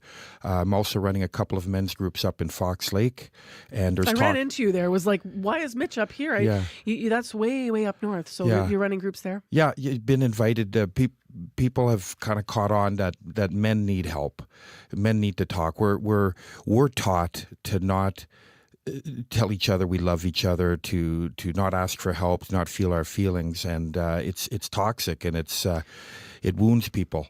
And so there's talk of bringing that to Split Lake, to York Landing. So the people of the north are quite interested in the work we're doing here in Winnipeg. What are some of the misconceptions that surround this topic, do you think? I don't know about misconceptions. I think it's just it's pretty stark if you look at the statistics that this is an issue, and I don't think it's been talked about enough. There's lots going on. There's actually a walk on Tuesday, May 13th at noon, starting at the Human Rights Museum and going to the legislature, and that's being put on by a number of community organizations as well as the Grand Chiefs. So there's some momentum. I think that's the second annual for that one. And then, of course, we do our Father's Day walk. We're doing our 8th annual. I co-organized that with Gina Setti, who lost her son Briar in 2017. Just a couple of other families I'd like to mention, just with their permission. there's a young man that was so near and dear to me in my heart. He was born in 1988. I met him in 1998 at 10 years old. We traveled together for 10 years. Around the age of 20 in 2006, he went missing, and that's 19 years ago. He'd be 37 now. There's absolutely no talk of what happened to him. Where is he? Like, there's just nothing. His two brothers ended up dying of broken hearts in overdoses. Like, it's just devastating, this issue. Like, when you talk about certain families and know their stories, then this issue hits you. It's not, these aren't statistics, these are families. I'll leave it up to you if you want to speak his name. It's important in these stories, but maybe for privacy you don't want to speak Actually, his name. no. I have the family's permission. His name is Waylon Smith, and he's in my heart right now. I love him so much, and I just want him to be found. He's from Lake St. Martin. His mother, Debbie, is just an angel, and I can't believe what she's been through in her lifetime. When it comes to Indigenous men, young men, and you're talking about a young man that went missing. I think you said 19 when Waylon went missing. Yeah. What puts them at greatest risk in the work you've done with men across the province? What makes them vulnerable? I think missing and murdered Indigenous men and boys is just another consequence of the colonial project. Like, Indigenous men and boys are more likely to be in wounded situations, whether that's in the community, at the street level, domestically. There's just more trauma intergenerationally to deal with, and that does lead to lateral violence. It leads to suicide. It leads to overdose. And so we need to support love and rectify this. You are obviously talking about some of the supports you're directly involved in.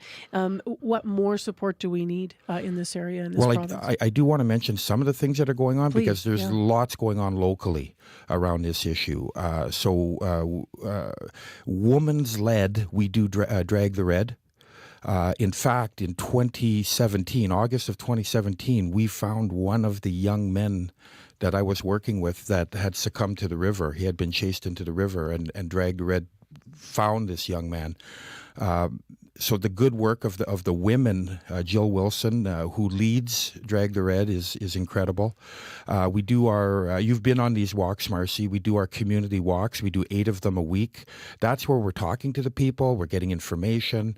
I'm also on several messenger chats around missing people in general. Like, there's a whole network of us. Bear Clan does incredible work on that issue.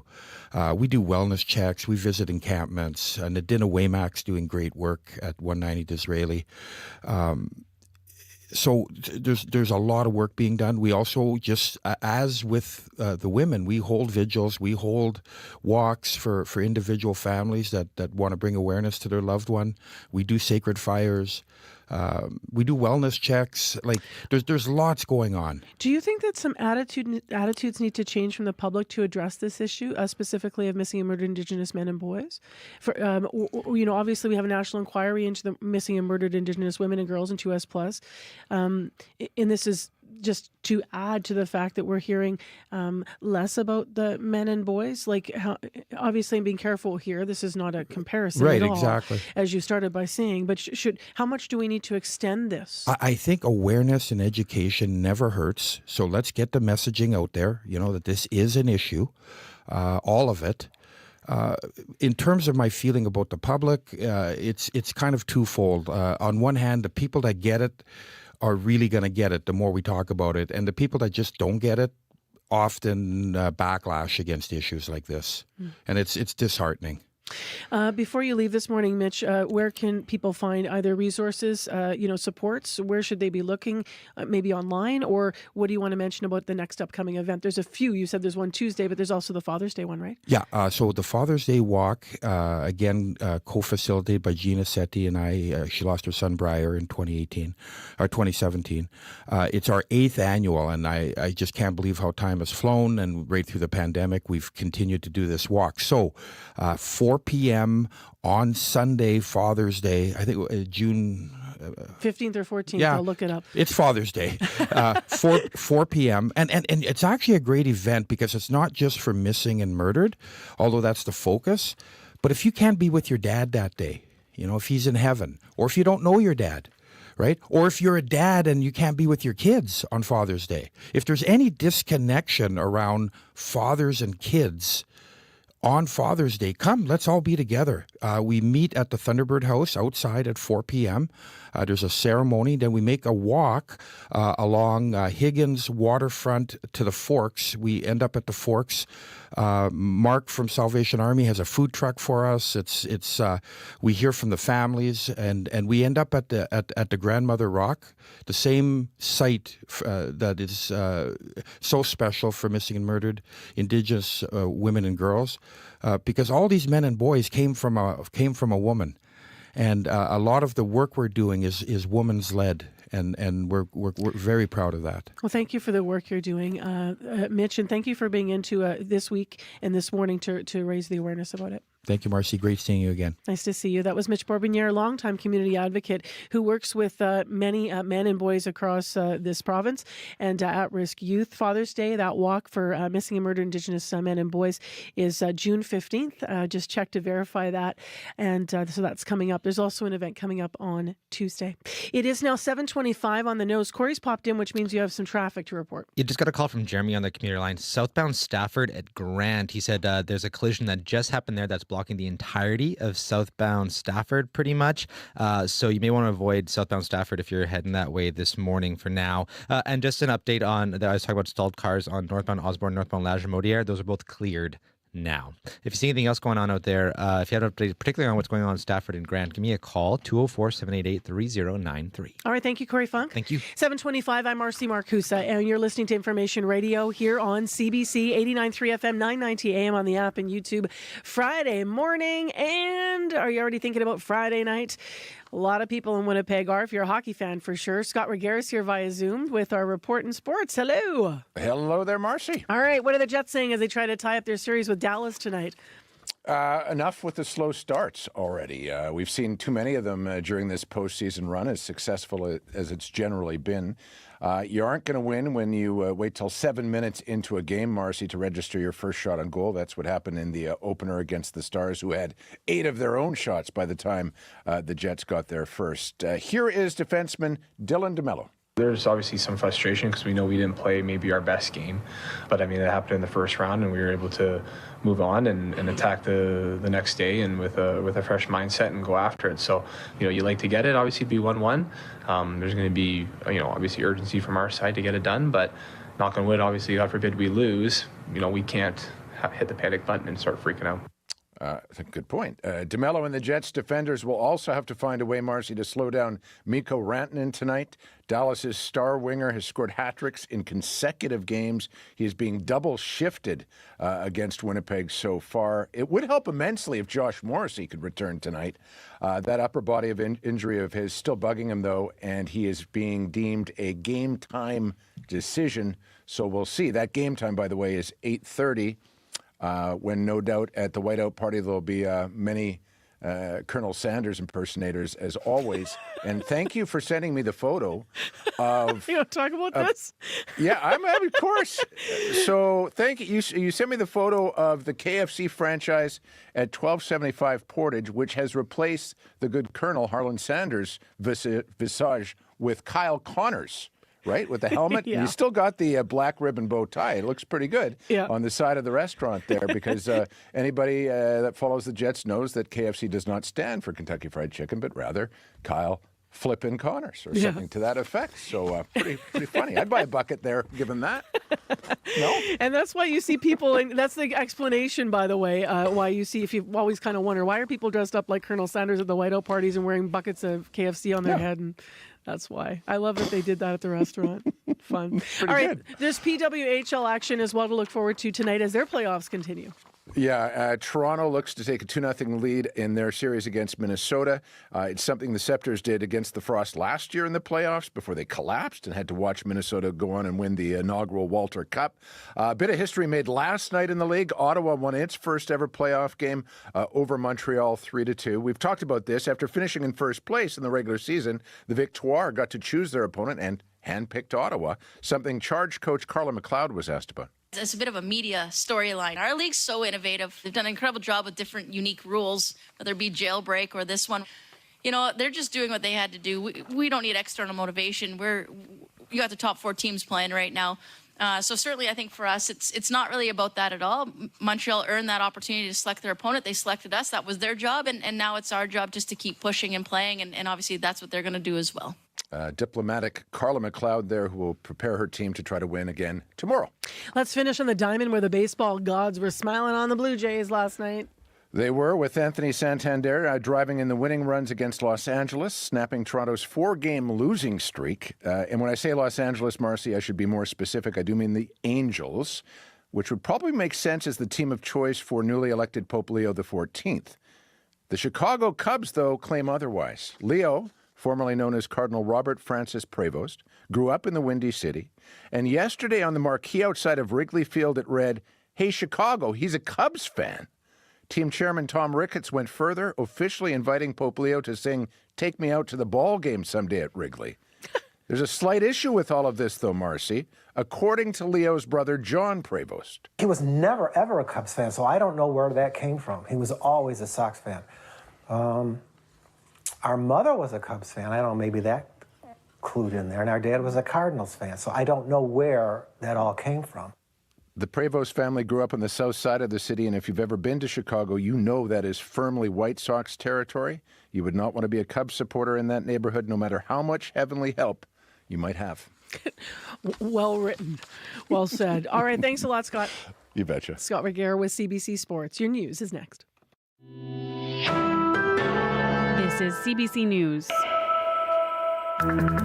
Good morning. I'm Lauren Donnelly in Winnipeg at 7:30. It's 14 degrees with smoke at the Winnipeg airport. Mainly sunny today, windy, a high of 19 degrees. Hundreds of people have been ordered out of their homes in the RM of Kelsey because of a massive wildfire. The blaze west of the Paw is covering more than 6,000 hectares. The communities of Wanless, East Shore, and North Shore at Rocky Lake and a number of people within the Carrot Valley have been told to get out. Lori Forbes is the municipal emergency coordinator. She says there is heavy smoke and flames. So this is a really big beast. You know, dry conditions and these winds keep changing a little bit and sending it in a different direction. It was extremely terrifying for many, many people, and a lot of these evacuations, 1 minute where everything was fine and not really concerned, and within 15 minutes the wind changed and we had to get people out right now. Forbes says they are fortunate in that many people are able to stay with family and friends. She says hotels have filled up and some people are heading to Swan River, Dauphin, Brandon, and Winnipeg. A grass fire in Lake Manitoba First Nation Wednesday has resulted in charges. Chief Cornell McLean says the fire threatened 16 homes. Fire departments from surrounding communities had to be called in. The RCMP says a 55-year-old man was burning cardboard when it got out of control. He was charged with arson and mischief. McLean says there was a burn ban in place at the time of the fire. He's urging people to respect the rules. Don't start fires. Don't ride your ATVs. Like, it's very dry season. I know everybody wants to get out and enjoy summer. But, you know, we have a long summer ahead of us, and, you know, we just need some moisture. And please do not start any fires. Like, you know, they get out of control very quickly.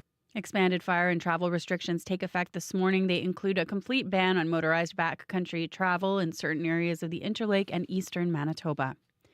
A former golf course in East St. Paul is the new home of a daycare, but not everyone is happy about the new childcare spaces expected to open up in the community north of Winnipeg. The I-Team's Caroline Bargut explains. A trust that's supposed to benefit Peguis First Nations members got provincial money to build a daycare. Instead of putting it on the reserve, the trust put the daycare on a piece of land it owns in East St. Paul, 150 kilometers away. A Peguis elder says it should have been built on the First Nation, where there's need for more childcare spaces. The daycare is part of a $100 million initiative by the previous Progressive Conservative government to build daycares in Manitoba municipalities. The province has asked the Auditor General to review 22 of them because there are questions about how the daycare sites were chosen. The former chair of the Peguis Trust says the land is part of an investment purchase that will, in time, bring revenue to the community. Caroline Bargood, CBC News, Winnipeg. Tensions over the rising conflict between India and Pakistan are being felt here in Winnipeg. A massacre in Indian-controlled Kashmir killed 26 people last month. Kashmir is divided between the two countries but claimed in its entirety by each. India blames Pakistan for the Kashmir attack and responded by firing missiles into Pakistani-controlled territory. Jamil Mohammed is a Pakistani immigrant and entrepreneur in Winnipeg. He says he'd like to see the two sides get along like he does with his staff. My employees in here, more than 50% from India, we are very happy with each other and never had any dispute, anything. So we don't feel anything. We feel like we are the same place, we are the same country. Each country says dozens have been killed or wounded in cross-border shelling. The United Nations is urging both sides to act with restraint. Deus, qui regnum Christi ubique terrarum dilatari. The new pope gave his first mass this morning, and here at home, the Archbishop of Winnipeg is eager to see what direction the new pope wants to take the Catholic Church. Archbishop Murray Shatlin says Leo XIV was known as a friend and supporter of the late Pope Francis, and he anticipates Leo will continue Francis's work of building dialogue. I really appreciate his 8 years of being bishop in a poor Peruvian diocese, very missionary. He's a religious priest, an Augustinian. And so it just is encouraging that he's someone who has a sense of social justice and care for the poor. Chatlin says Leo speaks several languages and will be an effective leader of the church. Stats Canada says Winnipeg is home to nearly 200,000 Catholics. And that is your CBC News from Winnipeg. All right, thanks very much, Lauren. You're welcome. It's time for our regional forecast now. Lots of details to get through, and Abby's been crunching all of the data. Getting ready. Smoky across the province. That's what we get this morning, though it's still warm. The wind's shifting in the southern part of the province while the north remains cold. We still have snow in the part of Churchill falling this morning. Right now in the Red River Valley region, we're looking at 17 degrees in Winnipeg. Smoky skies. The smoke will be drifting due to that wildfire up north. We have that special air quality statement in effect, which will be affecting visibility in some parts of the province if you're on the highways. High for today will be close to 19 degrees. Similar conditions we're seeing in the Pembina Valley region this morning. Temperatures also around 16 degrees, warming close to 20. Brandon is currently at 6 degrees. Special air quality statements in effect for all of western Manitoba, with that wildfire smoke impacting air quality for the region. Similar conditions we're seeing in Dauphin and the Parkland region. Local smoke is heavy in that part of the province this morning. We should be seeing temperatures around 10, 11 degrees. Sunny skies, though, with mostly smoky conditions. Temperatures will be warming close to 19 degrees in that part of the province. Good morning, Gimli. You are at 11 right now for the Interlake region today. We also have smoke reducing visibility affecting air quality. Conditions will remain sunny, though smoky through the morning. We'll see high get to 16 degrees. Then we track the conditions into the powerful influence surrounding areas where that smoke started. Temperature sitting at 4 degrees this morning. Sunny skies you have. It's going to stay mostly sunny. We have mild northwest breeze in that part of the province. Highs will get close to 17 degrees. In Thompson, 2 degrees. Light rain falling. The rain will clear through the day, giving way to some sunshine as you get close to the noon period. You're going to get some mild winds coming from the northwest. Highs would get close to 12. And then further north in Churchill, -8 this morning. Light snow earlier. It was drifting and blowing. That's tapering off. We will see the wind still continue from the north, and then it's going to come later. Temperatures will be reaching -2 for that part of the north. So in summary, down south, it's smoky but a sunny day with windy conditions from the north, and that should improve as we get into the day. And the phone rang. Yeah, and the phone rang. Of course, Corey's in here. He can't pick it up. Yeah. So hold that thought. Call back in 2 minutes. What do we know about the commute? Abby's going to pick it up. Yeah, so we know there was a collision in Grant at Stafford earlier, a multi-vehicle collision, and as of now, it's blocking the southbound curb lane on Stafford as well as the eastbound turn lane on Grant. So if you're heading southbound Stafford, keep left. If you're heading eastbound Grant, keep right to get around that.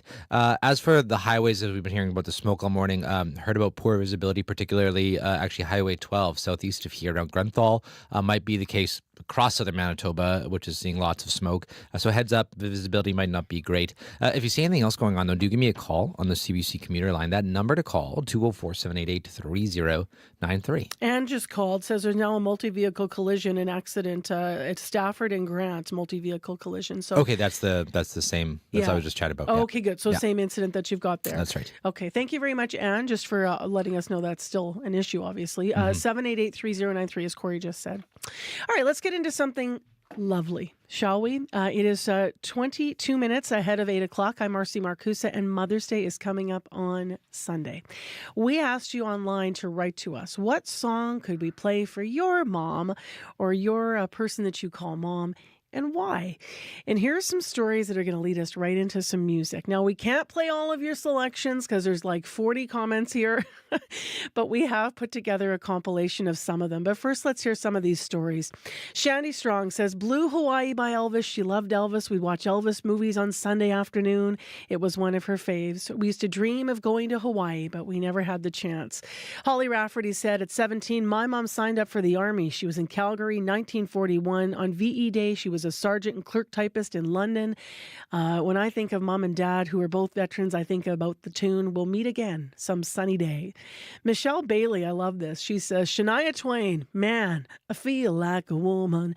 Because, she says, Barbie Nicodem Buhay Bailey knew how to kick butt, and she taught me to do the same. That lady pushed me to work hard, respect people, learn from my mistakes, and never let anyone steal your jewelry without a fight. I can just see everyone's mums here. Diane Poulin, this is a heartwarming one. She says, would you like to ride in my beautiful balloon? Remember that song? She used to sing it, Diane said to us, to get us out of bed as teenagers to school. It drove us nuts. Now my husband and I sing this with my mom. She's now 98 as we drive her home on Sundays. And she still belts it out. And finally here, Marianne Cirilli saying, I was with my birth mom when she died in 2001, and it seemed like she waited for me to fly to Toronto to say goodbye, even though she was unconscious and on life support. When she was near the end, I spontaneously started singing, Let There Be Peace. It's a hymn. Her Catholic faith, her Catholic faith and practices were very important to her, Marianne writes. And as I sang the words from my childhood, I saw tears coming from her eyes. So thanks all of you for sharing stories about your moms, whether they are still walking beside you or they've moved on. Mother's Day is just such a sentimental day. As I mentioned, we mashed up some of your favorite songs for mom. You're simply the best. Better than all the rest. Better than anyone. Anyone I've ever met.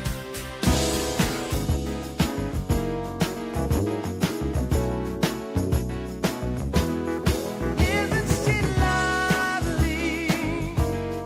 Isn't she wonderful?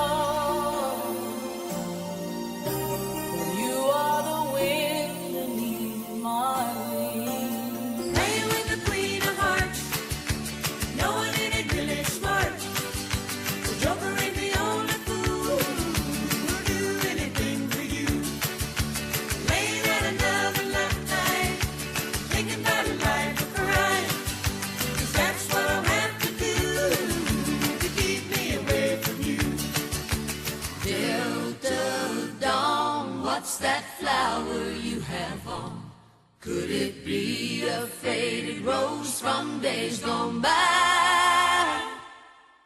And did I hear you say he was meeting you here today to take you to his mansion in the sky? Let there be peace on earth, and let it begin with me. Let there be peace on earth, the peace that was meant to be. There are places I remember all my life, though some have changed, some forever, not for better. Some have gone, and some remain. I don't care, think this song is done. It doesn't matter, 'cause I love my mom. 'Cause I love my mom. I've got a good mother, and her voice is what keeps me here. Feet on ground, heart in hand, racing forward, be yourself. You gave me a drawer in your kitchen. You gave me the room with a view of the yard. Whatever the hurt, you knew right where to kiss it.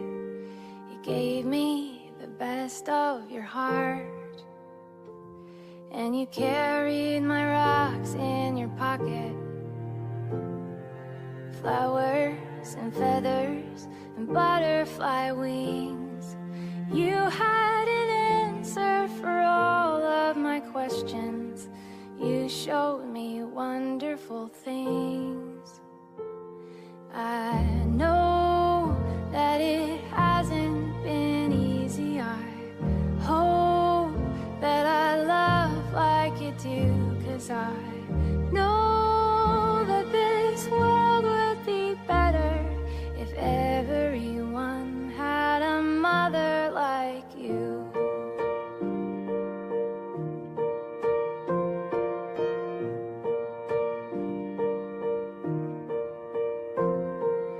You make the best macaroni. We never cared that it came from a box.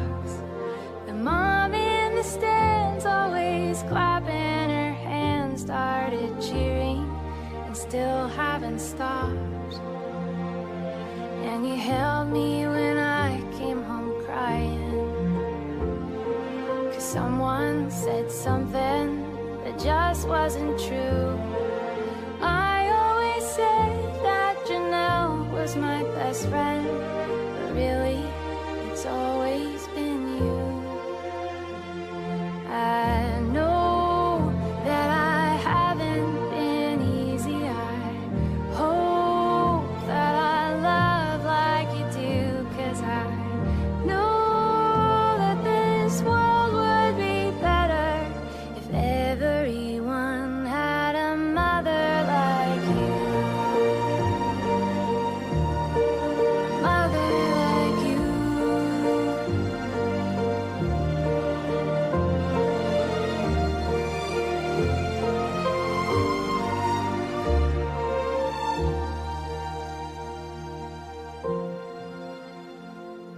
Our second was born in September.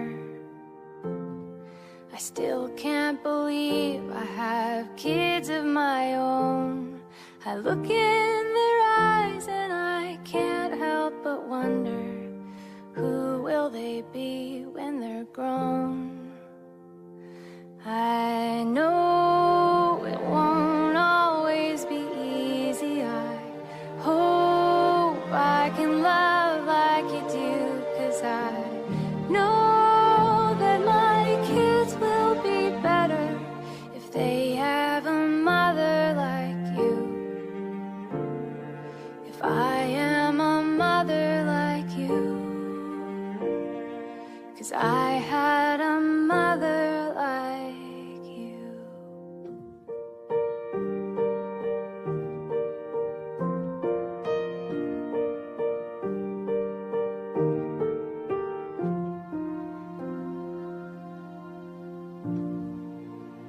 Happy Mother's Day, everyone. Thank you so much for your beautiful request for your mom.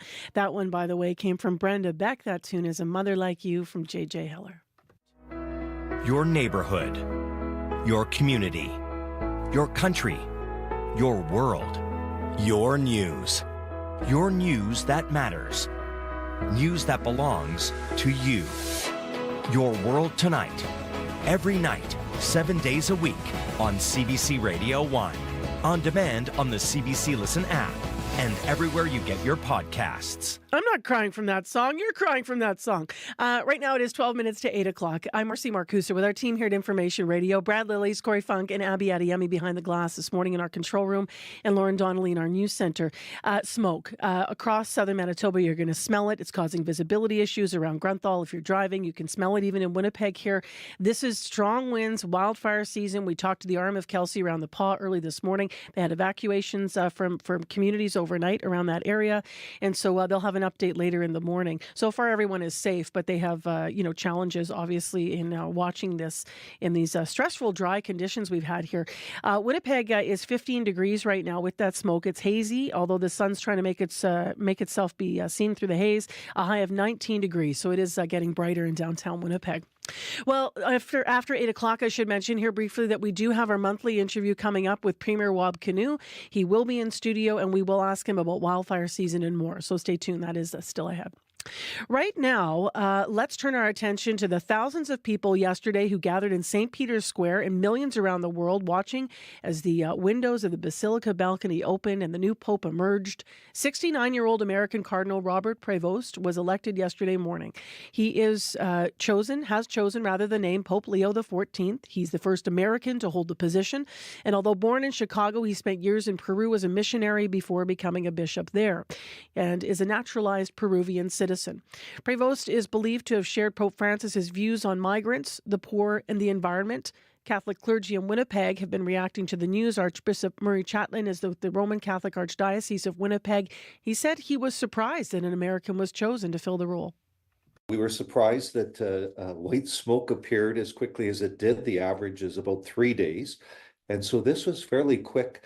And yet it was surprising that they chose someone for the United States. Most of the world is mad at the United States right now. So he was not one of the top runners, and yet they chose him. And I really appreciate his 8 years of being bishop in a poor Peruvian diocese. Very missionary. He's a religious priest, an Augustinian. So it just is encouraging that he's someone who has a sense of social justice and care for the poor. I think he's seen as, a supporter and friend of Pope Francis, and that it's not going to be a big movement away from what Pope Francis has been doing for 12 years. And yet a very reliable, stable fellow. That's the Archbishop of the Roman Catholic Archdiocese of Winnipeg, Murray Chatelain. Now, Narina Robson is a member of the Catholic Church here in Winnipeg, and she actually was on the air with us to talk about the death of Pope Francis, and so we thought we reach out with her to her this morning. Good morning. Good morning. So obviously we're all still learning more about the new Pope, but what was your first gut reaction when you saw the news? Well, actually, it was, oh no, an American. And I was quite alarmed. And then I spoke to my sister, who said, "Give the guy a break. We don't know what he's like. He doesn't have to be a Trump. He could be a good person." And so I just laid back and watched all the news about him. And as the time grew, I really thought this was going to be a great pope. Tell me a bit about what you've been hearing that sits with you and gives you some hope moving forward. I know when you were on talking about the death of Pope Francis, you were highlighting different areas. One was maybe women in the church could take a bigger role. It was something that Francis didn't necessarily advance. And then you also, I know we're talking just about wanting, the church to continue down a line of, being progressive in the world. Yeah. That's really important. I think if the church is to survive, really survive, especially in North America, we need a progressive pope, one who, much like Pope Francis, is concerned about the poor, the downtrodden, the migrants. We need to be able to reach out and be inclusive, and that means that people can love who they want to love. If we don't do that, I don't think our church will survive. You mentioned the migrants. That's one of the immigration, obviously, and being to contrast this with what's happening in the States and with what American President Donald Trump has been, his view on migrants. There was a tweet that some of the news outlets in the States pulled up from a long time ago, but it was a tweet suggesting that this new pope is not in line with how Donald Trump has been viewing migrants. Is that something that you noticed yesterday as you were learning more about him? Yes, very much so. And I think we really need that. We have so many displaced people in the world. They need a safe place to land. And I think all countries who have more and can give a little should be doing that. How do you hope the role of women might grow in the church? Well, I think Pope Francis did try some of that. He started making women more part of the discussion and even the voting. But I think the next step is to allow women to be ordained as priests. They do an awful lot of the work in the church. In little parishes all over the world, it's women who are out there working, and they need to be allowed to run churches without having to go to the parish priest for everything. I had an interview earlier this morning looking deeply at Pope Leo and the 14th, and it was suggested that he was part, in his history, he was part of an order that was more welcoming, actually, of women's role in the church than some other groups. So there may be some promise there. We'll have to watch. But we also were looking at where people have concerns. So there's been allegations that he mishandled sexual assault investigations in the past while in Peru. I know that the Survivors Network for those abused by priests, it's called SNAP, have been calling for the Pope to have the next Pope, this is before they knew who it would be, to have no history of covering up sexual abuse, to have a zero tolerance law for sexual abuse that immediately removes abusive clergy and leaders. Is this an area that you care about and are hoping that the church will, move forward on? Of course. I don't want to think that my Pope, the Pope of my church, sanctions any kind of abuse. I'm not sure what this issue is all about. I do think people make mistakes. He was an administrator, and sometimes when you're in the heat of things, you may not make the correct decision. But I would venture to say, if you asked him now, just knowing what I know about him now, he might think differently about what he did. And forgiveness is a big part of our church. What are you watching for in the early days of his papacy? Like, are you someone that's going to be leaning into everything that he says, or will you be talking to friends and family about the choices more moving forward? This is just brand new news, Narina. It's brand new news, but we've been talking already. I think everybody I know who is religious in any sense, and even those who aren't, are talking about it, and they're hopeful. I think that there is some good that will come from this. It'll be amazing to see how he does. He actually sounds like the type of person who would not jump in head first, that he would talk to people, listen to people, and then act. And that's what I would expect him to do. Thank you very much. Obviously, everyone's going to be absorbing the news and have different reactions to it. And thanks for your perspective on it as a member of Winnipeg's Catholic Church. Thank you. The one thing I want to mention is his role with Indigenous people and the fact that he is very concerned and showed concern about how we in Canada were dealing with that issue. Thank you for adding that. Appreciate it. Have a wonderful rest of your day. Thank you. Thank you. Bye-bye. Bye-bye. We, in fact, in the news, we're hearing from the head of the MMF on that this morning. Narina Robson has been with us, a member of Winnipeg's Catholic Church. Right now, it's time to go to other news headlines with Heather Wells. With Lauren Donnelly, who's filling in, I should be saying, for Heather Wells. Hi, Lauren. Good morning. A massive wildfire in the arm of Kelsey has forced hundreds of people out of their homes. The 6,000-hectare fire is burning west of the Paw. We'll have more on that coming up. And tensions over the rising conflict between India and Pakistan are being felt here in Winnipeg. That's all coming up after World Report. All right, thank you very much. You're welcome. Grant and Stafford, still a problem. Multi-vehicle collision, emergency crews in the intersection blocking all southbound lanes on Stafford. The westbound and median lane and eastbound turn lane on Grant are also blocked, so that's enough to tell you to stay away from the area.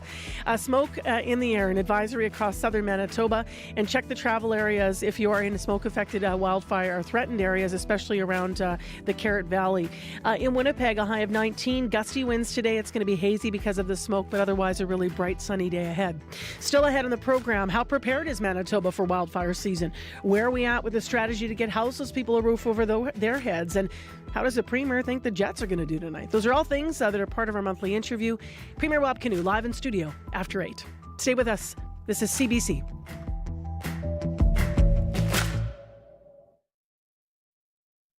Today on Q with Tom Power. The acclaimed singer, songwriter, and poet Mustafa said he had to leave his home of Toronto because he didn't feel safe. He traveled to Egypt and to Sudan to get closer to a truer version of himself, but kept writing about his home. He'll be here to tell you about his brilliant album, Dunya.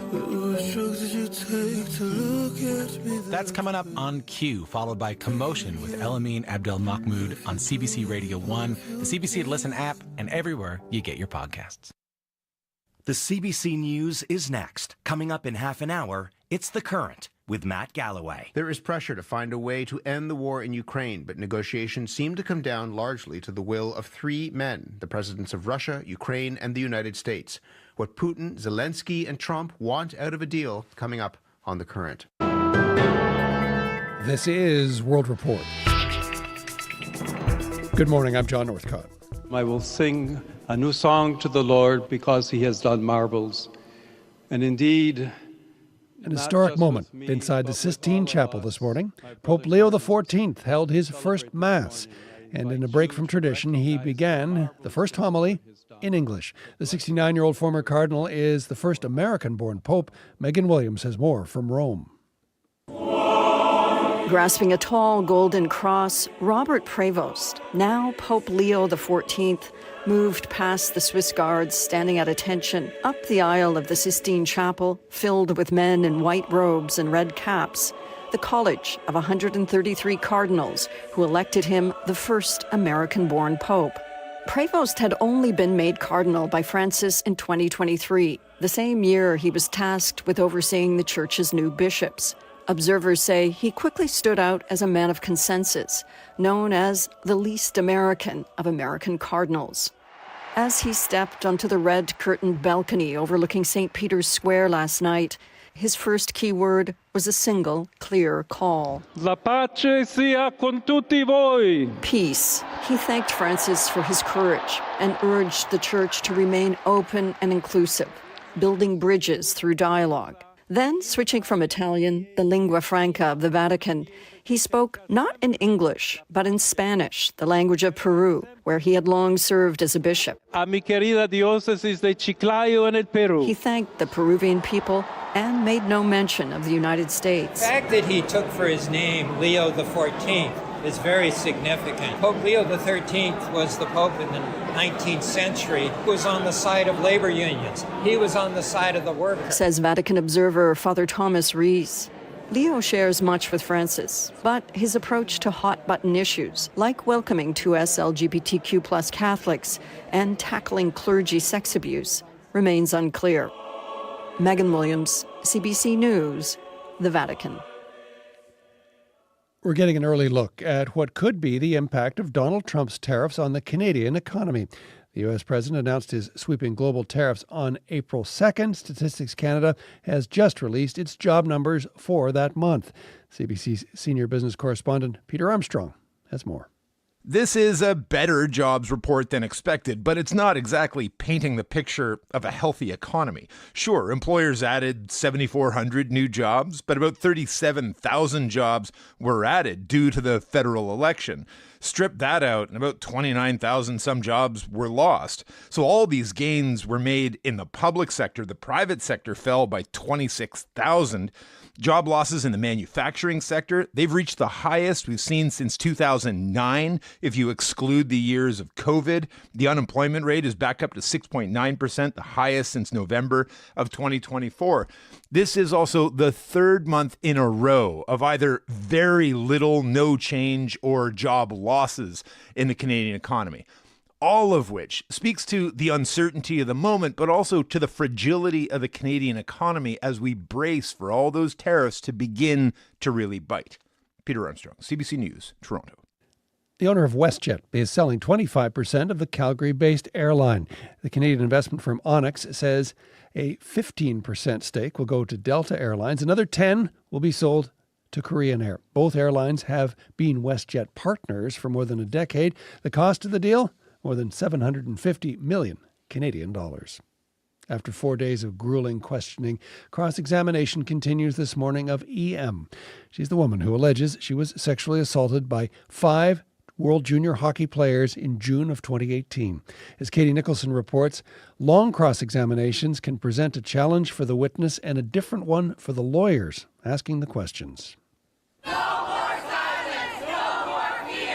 The crowd of supporters for EM has grown with each day of her cross-examination. Inside, so has the intense scrutiny on her previous accounts of what she says happened in a London hotel in June of 2018. 5 former World Junior Hockey players are accused of sexually assaulting her. They have all pleaded not guilty, and they all have legal teams cross-examining her one after the other. That in and of itself can take a toll on someone's stamina, so to speak. Jacob Jessen is a criminal defense lawyer in Toronto who often prepares witnesses for cross-examination. He isn't involved in this case, but he's been following it, including some testy exchanges between EM and one of the accused's lawyers on Thursday. You may think that you're, as a witness, scoring points with a snarky remark or pushing back against the lawyer. That can come across really poorly to a jury or a judge looking at it objectively from the side of the room. Well, it's entirely possible for a witness to be worn down. Christopher Sharon is a law professor at Western University. He says in cases with multiple lawyers, there's a chance the cross can become repetitive, go on for too long, or go too far. I've seen it happen where a witness is cross-examined to such an extent that it can actually rebound against the cross-examiner or the cross-examiners as a group, in the sense that people start to feel sorry for the witness. All optics the remaining 3 defense teams have to consider as cross-examination rolls into its 5th day. Katie Nicholson, CBC News, London, Ontario. Russia is marking the 80th anniversary of the defeat of Nazi Germany.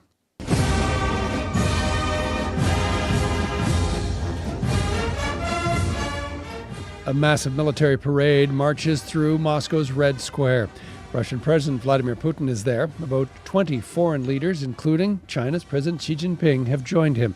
But European leaders are staying away because of Russia's war on Ukraine. In his speech, Putin portrayed that conflict as an extension of the battle against fascism during the Second World War. Meanwhile, Ukrainian officials are accusing Russia of violating its own ceasefire hundreds of times. Kyiv says that Russian forces hit several villages along the front line overnight. Russia is also accusing Ukraine of violating the ceasefire. It says a government building in Belgorod was targeted last night. The 3-day ceasefire, such as it is, declared by Moscow, is set to end tomorrow. Claims and counterclaims continue between India and Pakistan over the escalating tensions in Kashmir. The crisis has led India to postpone its biggest domestic cricket tournament. This as the United States says it has no plans to get involved in the conflict. CBC's South Asia correspondent Salima Shivji has the latest. After another night of heavy explosions, blackouts, and non-stop firing across the line of control, the de facto border in Kashmir, separating the Indian side from the Pakistan one, Saima Talib tries to pick up the pieces. Our home was destroyed by mortar shells, she says. The clothes we're wearing is all we have left. We had to run for safety and hide in the bushes, her neighbor Nasir Ahmed Khan says. Our lives mean nothing. There's been an exodus weakness along the contested border as the conflict has rapidly spiraled. India and Pakistan are each blaming the other for ramping up attacks. New Delhi says Pakistani armed forces launched widespread drone attacks Thursday night along the entire western border, but that the strikes were repelled. Islamabad denies the claims. Pakistani police say at least 5 people were killed in heavy shelling that continued into morning, and fears of the tensions escalating further into an all-out war are deepening. We can't control these countries, though. Fundamentally, these comments from U.S. Vice President J.D. Vance aren't helping. What we can do is try to encourage these folks to de-escalate a little bit, but we're not going to get involved in the middle of war that's fundamentally none of our business. It's a shift away from the role of mediator the U.S. has played in the past to dial down tensions, a role that's sorely empty now, with the 2 nuclear powers locked in a military conflict that's already their most serious in decades. Salima Shivji, CBC News, Mumbai. And finally, part of a Soviet-era spacecraft is falling back to Earth. Cosmos 482 has been stuck in orbit for more than half a century, and international space agencies say it could crash down tomorrow. But astrophysicist Jonathan McDowell says there's no reason to panic. It will slow down as it plows through the atmosphere from 17,000 miles an hour to about 150 miles an hour. You've got basically something the size of a small car plowing into the Earth at 150 miles an hour. It's not like a evacuate the city, right? But it's like a small plane crash or something like that, right? It's you don't want to be standing right underneath. Cosmos 482 was launched in 1972 on a voyage to Venus, but it never made it. The rocket engines shut off too early, and the probe remained stuck in Earth's orbit. Experts say the spacecraft could survive the journey back without burning up because it was built to survive the extreme heat and pressure of Venus's atmosphere.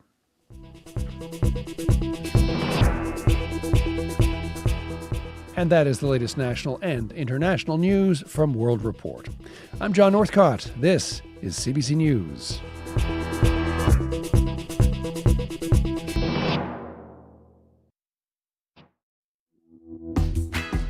Good morning, Manitoba. I'm Marcy Marcusa. This is Information Radio. We're live in downtown Winnipeg on 89.3 FM, 990 AM on the app, and on YouTube. Thanks for joining us. Well, you might smell smoke in the air. Early this morning, we had an interview from around the Paw. They evacuated some people around the Carrot Valley from different communities there overnight. We will hear more this half hour. Corey's on the phone, I believe, right now, actually, in our control room with someone who was evacuated overnight. And we're going to talk to her first, briefly. And then we will talk to the Premier of Manitoba, who is live in studio for our monthly interview. So today, how prepared is Manitoba for the wildfire season? Already, of course, they've been responding. Also, we're going to ask the Premier about the strategy to get houseless people, roof over their heads. Where are we at with that now that it's summertime? And of course, we're starting to see more people out there who do live without homes.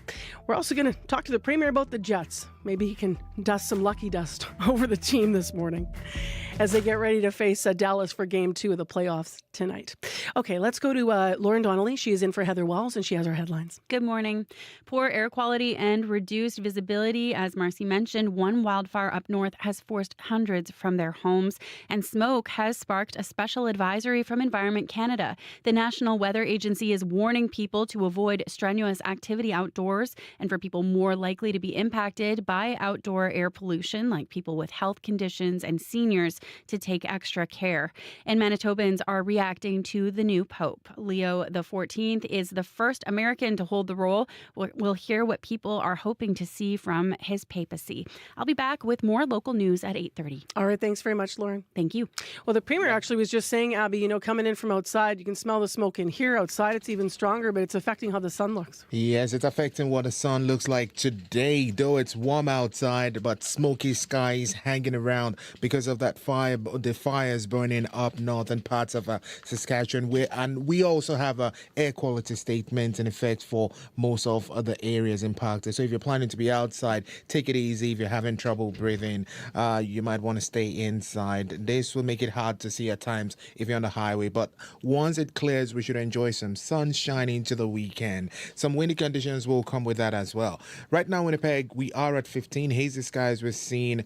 poor air quality outside. That will stick around for the most part of the morning. Now, once the smoke lifts, we will be warming close to 19 degrees and we will enjoy sunny skies with the temperatures warming up. Across the region, Brandon, Dauphin, Gimli, we're seeing the same conditions. Temperatures around 10 to 17 degrees with smoke in the air. So you want to take care. But up north, we still have rain in Thompson and snow falling in Churchill this morning. Okay, thanks very much, Abby. Thank you. Corey Funk is in. You've been busy this morning talking to different people. I know we have a fire guest coming up that was evacuated last night, but you're also hearing from commuters about the smoke, hey? Yeah, heard actually even south here that it's affecting visibility on the highways, Highway 12, for example, near Grunthal. Heard from David about that. Here in the city, another issue, not to do with smoke, but southbound Stafford blocked entirely by emergency vehicles. There was a collision there, Stafford and Grant. So you may want to find another route if you're heading down Stafford this morning. If you see anything else going on out there, give me a call on the CBC commuter line, 204-788-3093.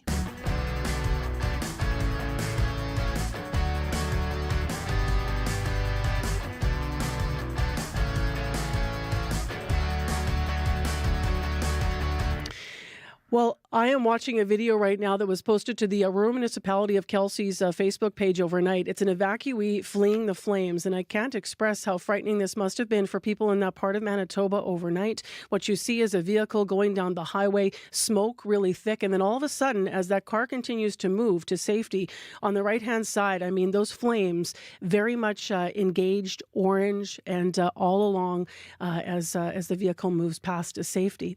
That car was driven, the person, maybe driven, but the person was in the car, Delaney McIntyre.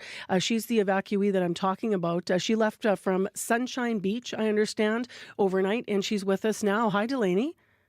Hi. So I'm just trying to describe your video. So where specifically were you driving, and was it you behind the wheel? Yeah, it was coming from Sunset Beach, Clearwater Lake, Manitoba, just about 15-20 minutes outside Opaskwayak Cree Nation and the Paw, Manitoba. That's literally right after you turn onto the highway from the dirt road going towards the lake, the Clearwater Lake.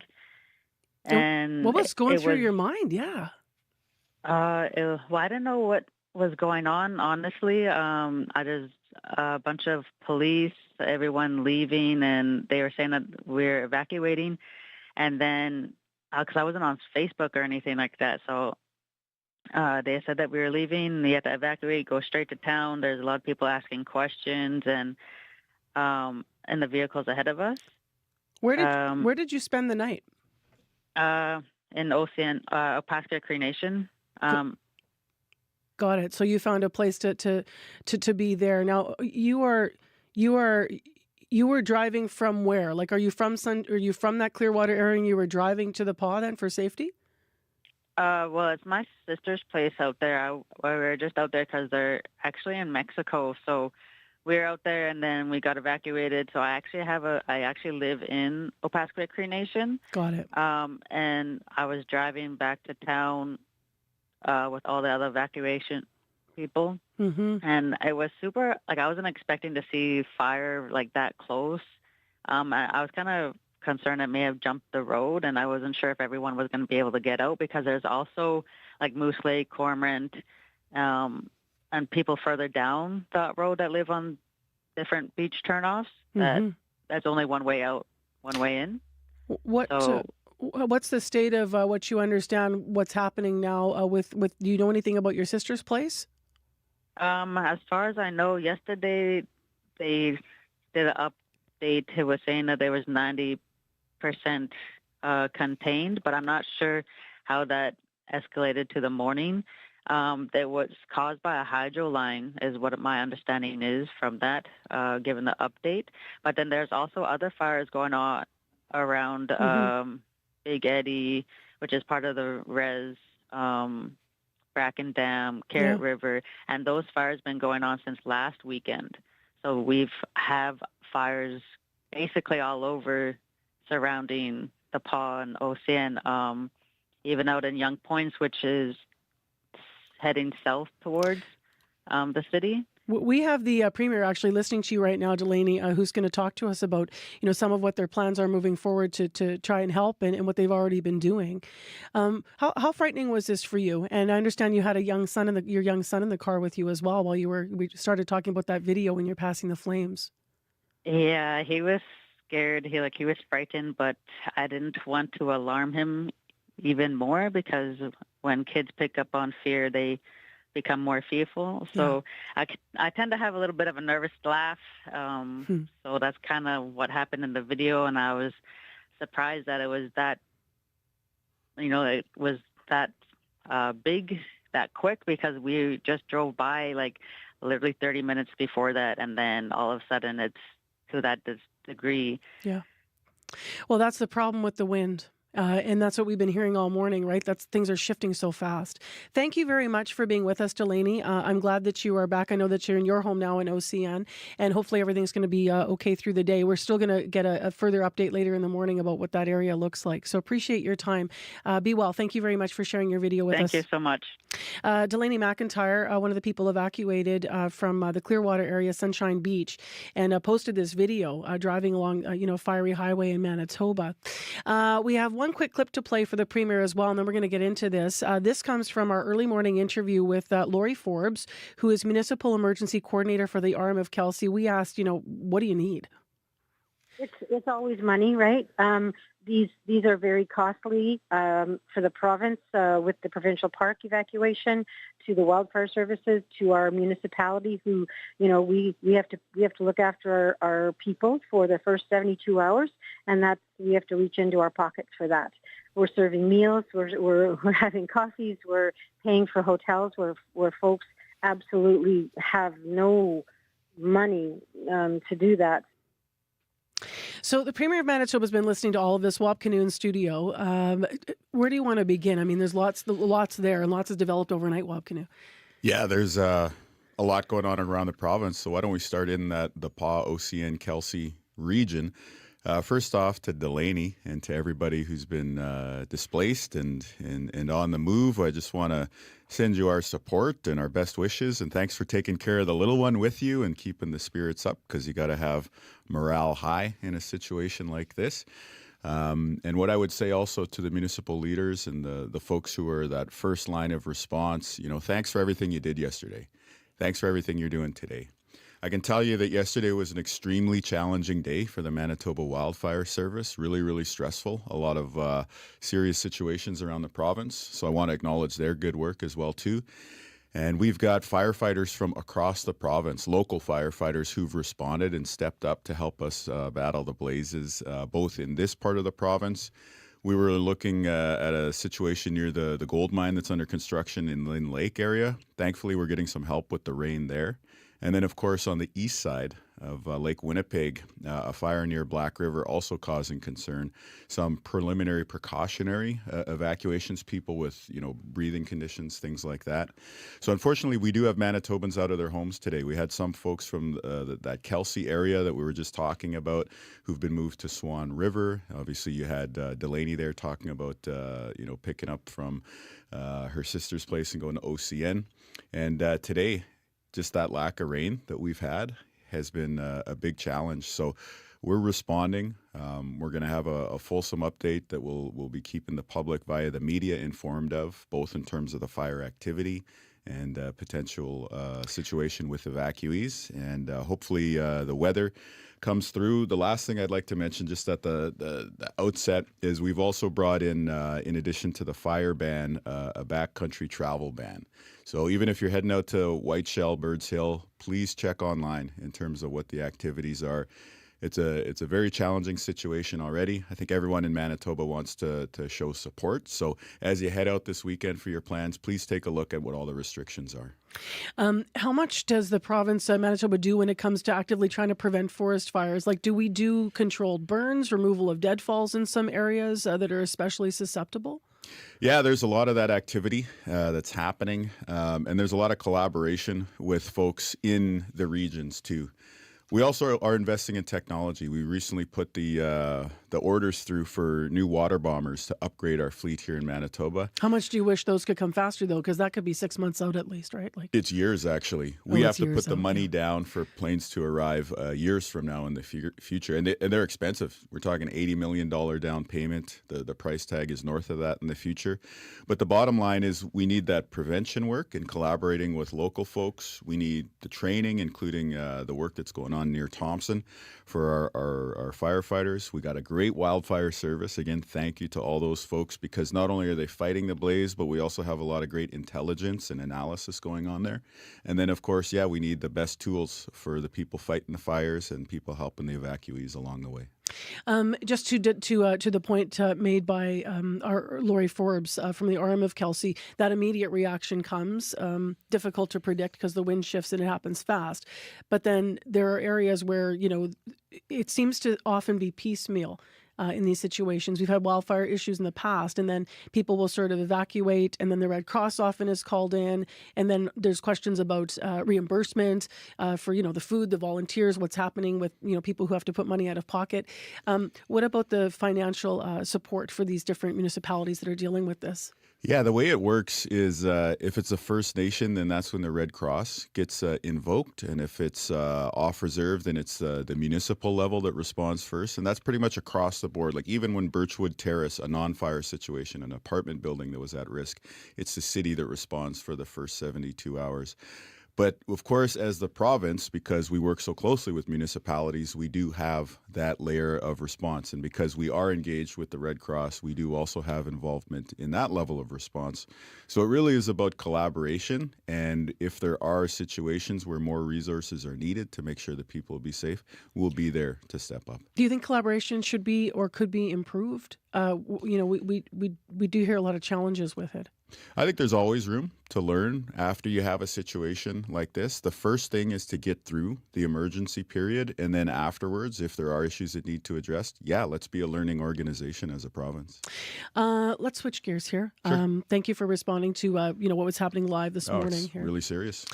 Yeah. Let's talk about the plan to end chronic homelessness and where your government is at. So, a last report said that a dozen people living at 5 downtown Winnipeg encampments had been moved into housing units. Tell me a little bit about where you're at this morning. And I know that weather's warming up now. Encampments are returning to some green spaces. You had said that let's move to this, make sure camps are cleaned up. There may be people worried now. Maybe people are concerned seeing camps return. Yeah, no, I'm concerned. And I think everyone is because of the lack of dignity and then all the issues in neighborhoods that get caused too. So where we're at right now is we've moved 33 people. You'll actually get a more fulsome update today from our minister and some of their team. But we've moved 33 people and addressed 17 different encampments in the city of Winnipeg. The other big news to share is that we've got 67 more housing units to house folks coming online. So we'll be able to move, again, an additional amount of people out of tents and into housing. What does that mean? Where will they be or coming online? I just want to understand what that means. It means 67 more apartments will be opened up so that we can move people out of tents and into housing. I wouldn't share it on the radio because of privacy concerns for people who will be moving into those in the city units. though, in the downtown? Yeah, okay. For the most part. Some of it is outside of downtown because, again, we see homeless. It's not just a downtown problem anymore, unfortunately, right? We see it in other parts of the city. So we're trying to be flexible with the areas there. What I would say has been successful so far is everyone that we have housed so far is still housed. Nobody has moved back into a tent since we've started this Your Way Home initiative. The other positive thing is that relationship building, working together approach. I think there's always, people with good hearts and strong views in the sector. And the fact that we still have everyone working together and at the table, I think, is a very positive sign. But when we came in on the election, we said this is going to take 8 years. We're talking about a group of about 700 Manitobans that we're trying to get out of tents and into housing. So we're about a year and a half, 2 years into that plan. We're starting to make progress. It's going to take continued effort to see the results we want. Any plan, Premier, that's that big, obviously, to end chronic homelessness and has a goal like that, you're going to learn things along the way. What have you learned? You've talked about what you learned about what's working. You still have that coordination. You have people still staying in the places where you've moved people. You see those as positives. What have you learned that's not working? Where are you thinking you need to tweak or go back to say, okay, maybe this was a bit too ambitious, or we might need to change this part of our strategy? Well, the biggest thing is the lack of housing units, and it takes time. Even if you're buying an existing housing unit, it can take a year or two to do the necessary renovations and to open that up. So again, coming out of 7 years of no housing being added, that really puts us behind the 8 ball. But credit to the people involved with this, whether it's the folks in encampments who are actually asking us, when is it my turn? When am I going to get moved out of a tent? To the people in the non-for-profit sector who've been doing great work on the front lines for years. Salome, Main Street Project, Sunshine. We could go on down the list. There's so many great people there. And then, of course, the people at the various levels of government, not just ours, but the City of Winnipeg, Brandon, and so on down the list, as well as First Nations and Indigenous organizations. So the people are really doing great work. I wish we could just snap our fingers and have the housing units that we needed, and then it would just be a matter of connecting people with services. But we're trying to coordinate building the new units, taking care of issues on the street, and then getting people the services, mental health and addictions and others that they need. Healthcare. 8:28, Premier Wab Canoe live in studio for our monthly interview. We always switch gears and change tones. So in our last minute here, why don't we talk about the Jets? Is everyone off today in Manitoba or what? Because, we need to stay up late tonight. Yeah, well, good thing tomorrow's Saturday, right? And I don't know if you can tell from my voice, but 2 home games so far this week has not left me with, the ability to speak as clearly as I might like. Do you think Game 7 ruined us? Is that why people need to watch the end of all the games? Well, you can't leave the game early now. There's always a chance with the Jets. And so, if it's a late game, if there's overtime, we're going to be watching right to the end. Let's make sure that we're willing our team to victory here. Go Jets, go. Thank you for being here. Any timeline on the, just to end where we began, is there any timeline on when we'll hear about the wildfire updates from the provincial point of view, or should we just report as we understand that as the day unfolds? There'll be ongoing updates. You will get like a formal bulletin later today, probably midday. And what I would say is one of the big things we're watching right now is the weather. If the wind is helpful in the Paw region or that Black River region, that could really make a difference for us today. Okay, thank you very much for being here. That is Premier Wab Canoe in our regular monthly interview. And so that region, unfortunately, I think is going to be in tough because all over Manitoba, it's just so dry. We really need rain. A little bit of help up around Thompson right now where there is light rain. Here in southern Manitoba, you can sure smell the smoke. There's an advisory because of the smoke all across the south. And in Winnipeg, you can smell it as well. We will stay on top of what's happening, though, in that area around the Paw. So cbc.ca/Manitoba for updates. It's 15 degrees as we head into your CBC Winnipeg 8:30 news. This is CBC News. Good morning, I'm Lauren Donnelly in Winnipeg at 8:30. It's 15 degrees, partly cloudy at the Winnipeg airport, mainly sunny today, windy, a high of 19 degrees. A massive wildfire in the RM of Kelsey has forced hundreds of people out of their homes. The 6,000-hectare fire is burning west of the Paw. Thick black smoke is covering the area, and there are intense flames being fanned by strong winds. Lori Forbes is the municipal emergency coordinator for the RM. She says the conditions have been changing quickly. Lots of evacuations have happened overnight. A lot of them came very quickly as these winds were pretty crazy last night, which is so strange in the night. We've been initiating evacuations through Wanless, East Shore at Rocky Lake, North Shore at Rocky Lake, variable people within the Carrot Valley. Forbes says they are asking people to stay with family in the area if they can. Hotels are full in the region. Forbes says some are heading to Swan River, Dauphin, Brandon, and Winnipeg. Expanded fire and travel restrictions take effect this morning. They include a complete ban on motorized backcountry travel in certain areas of the Interlake and eastern Manitoba. Officials say hot, dry weather and strong winds are ripe conditions for fires to spread fast. That's what happened Wednesday in Lake Manitoba First Nation. Chief Cornell McLean says someone was burning cardboard and the fire got out of control. He says it threatened 16 homes and firefighters from surrounding communities had to be called in. It just spread just going like crazy. It's very dry right now, and we need some moisture, some rain, and hopefully Mother Nature listens to us and it provides that. The RCMP says a 55-year-old man was charged with arson and mischief in that fire. The Manitoba Wildfire Service says all fires so far this year have been caused on purpose or accidentally by human activity. A daycare deal made by the former Progressive Conservative government is under scrutiny. It involves a trust created by Peguas First Nation to invest in real estate to benefit the community. The real estate trust made a deal with the province to have a daycare built on land it owns in East St. Paul. Bruce Sinclair is a Peguas First Nation elder. He wants to know why they didn't build the provincially funded daycare on the reserve and instead built it 150 kilometers away. It's not fair at all to our people.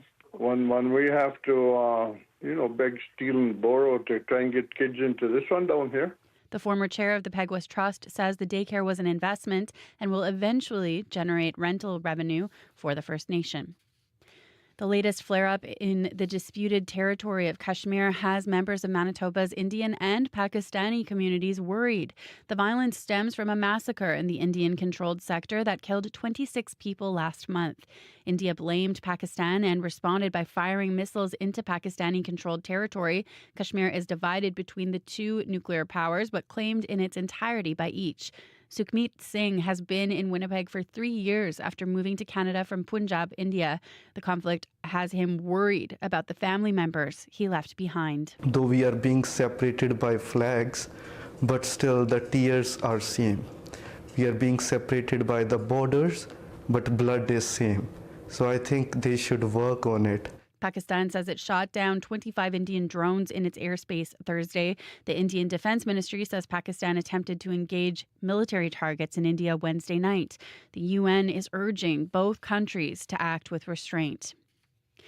The new Pope has held his first Mass. As we celebrate this morning, I invite you to recognize the marvels that the Lord has done, the blessings that the Lord continues to pour out upon all of us.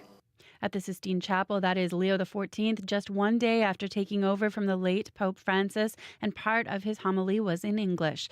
This after he spoke in Italian and Spanish last night when making his first comments to the world from St. Peter's Basilica. The Vatican says Leo will deliver his first noon blessing this Sunday from the central balcony above St. Peter's Square.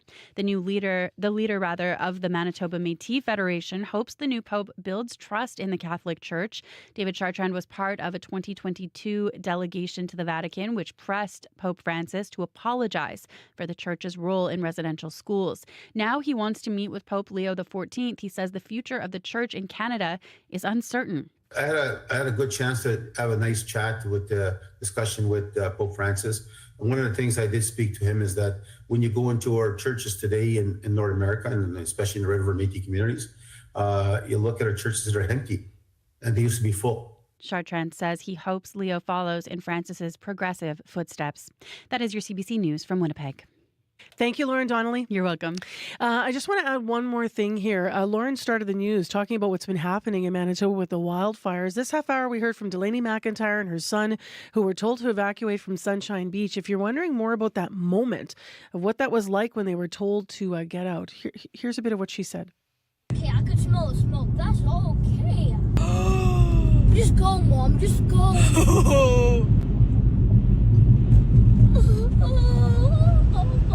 Oh, can you feel the heat? Poor little guy. You can hear he's upset there. That's actually from the video of when they were leaving. So we're going to have more on their story and all the other Manitobans this morning. We're thinking about you. So that's going to be coming up on Radio Noon today. Stay tuned for more coverage. In addition, just want to say thank you to the people that worked in the program. Heather Wells, Aaron Broman, Megan Ketcherson, and of course Lauren Donnelly today in our news department. The entire current affairs team at CBC Manitoba, our associate producers, Corey Funk, Abby Adiyemi, Kalkadan Mulageta, Sierra Sanders, Chidi Akuma, Marshall Hodgins, Dylan Longhurst, Jim Agapito, Chloe Friesen, Jenna Bedoso, Bruce Layden, and Sid Sundance Horshig. Our community reporter, Shanley Vidal, reporter in unit, Jim Agapito. Hosts, Nadia Kidby, Margot Watt filling in, as well as Faith Twindell and Marjorie Dalhouse. Our YouTube producer is the fabulous Brad Lillies. Nellie Gonzalez is the show's producer overall. Leif Larson, senior producer of audio. And thank you to everyone who works so hard in the programs. Corey, anything? Grant Stafford is now clear. There was a collision there earlier, so should be smooth sailing through there. Busy show. Thanks for your work today. Thank you. That's the commute update. And Abby? Smoky skies across the southern part of the province. That should clear, and then you see some sunny conditions later, but take care for now. Yeah, for now. Absolutely. Thanks, everyone, for listening to Information Radio. I'm Marcy Marcusa with our team at Information Radio here at CBC, 89.3 FM, 990 AM on the app and YouTube. Have a great rest of your day. Enjoy the weekend. Happy Mother's Day. And yeah, go Jets, go.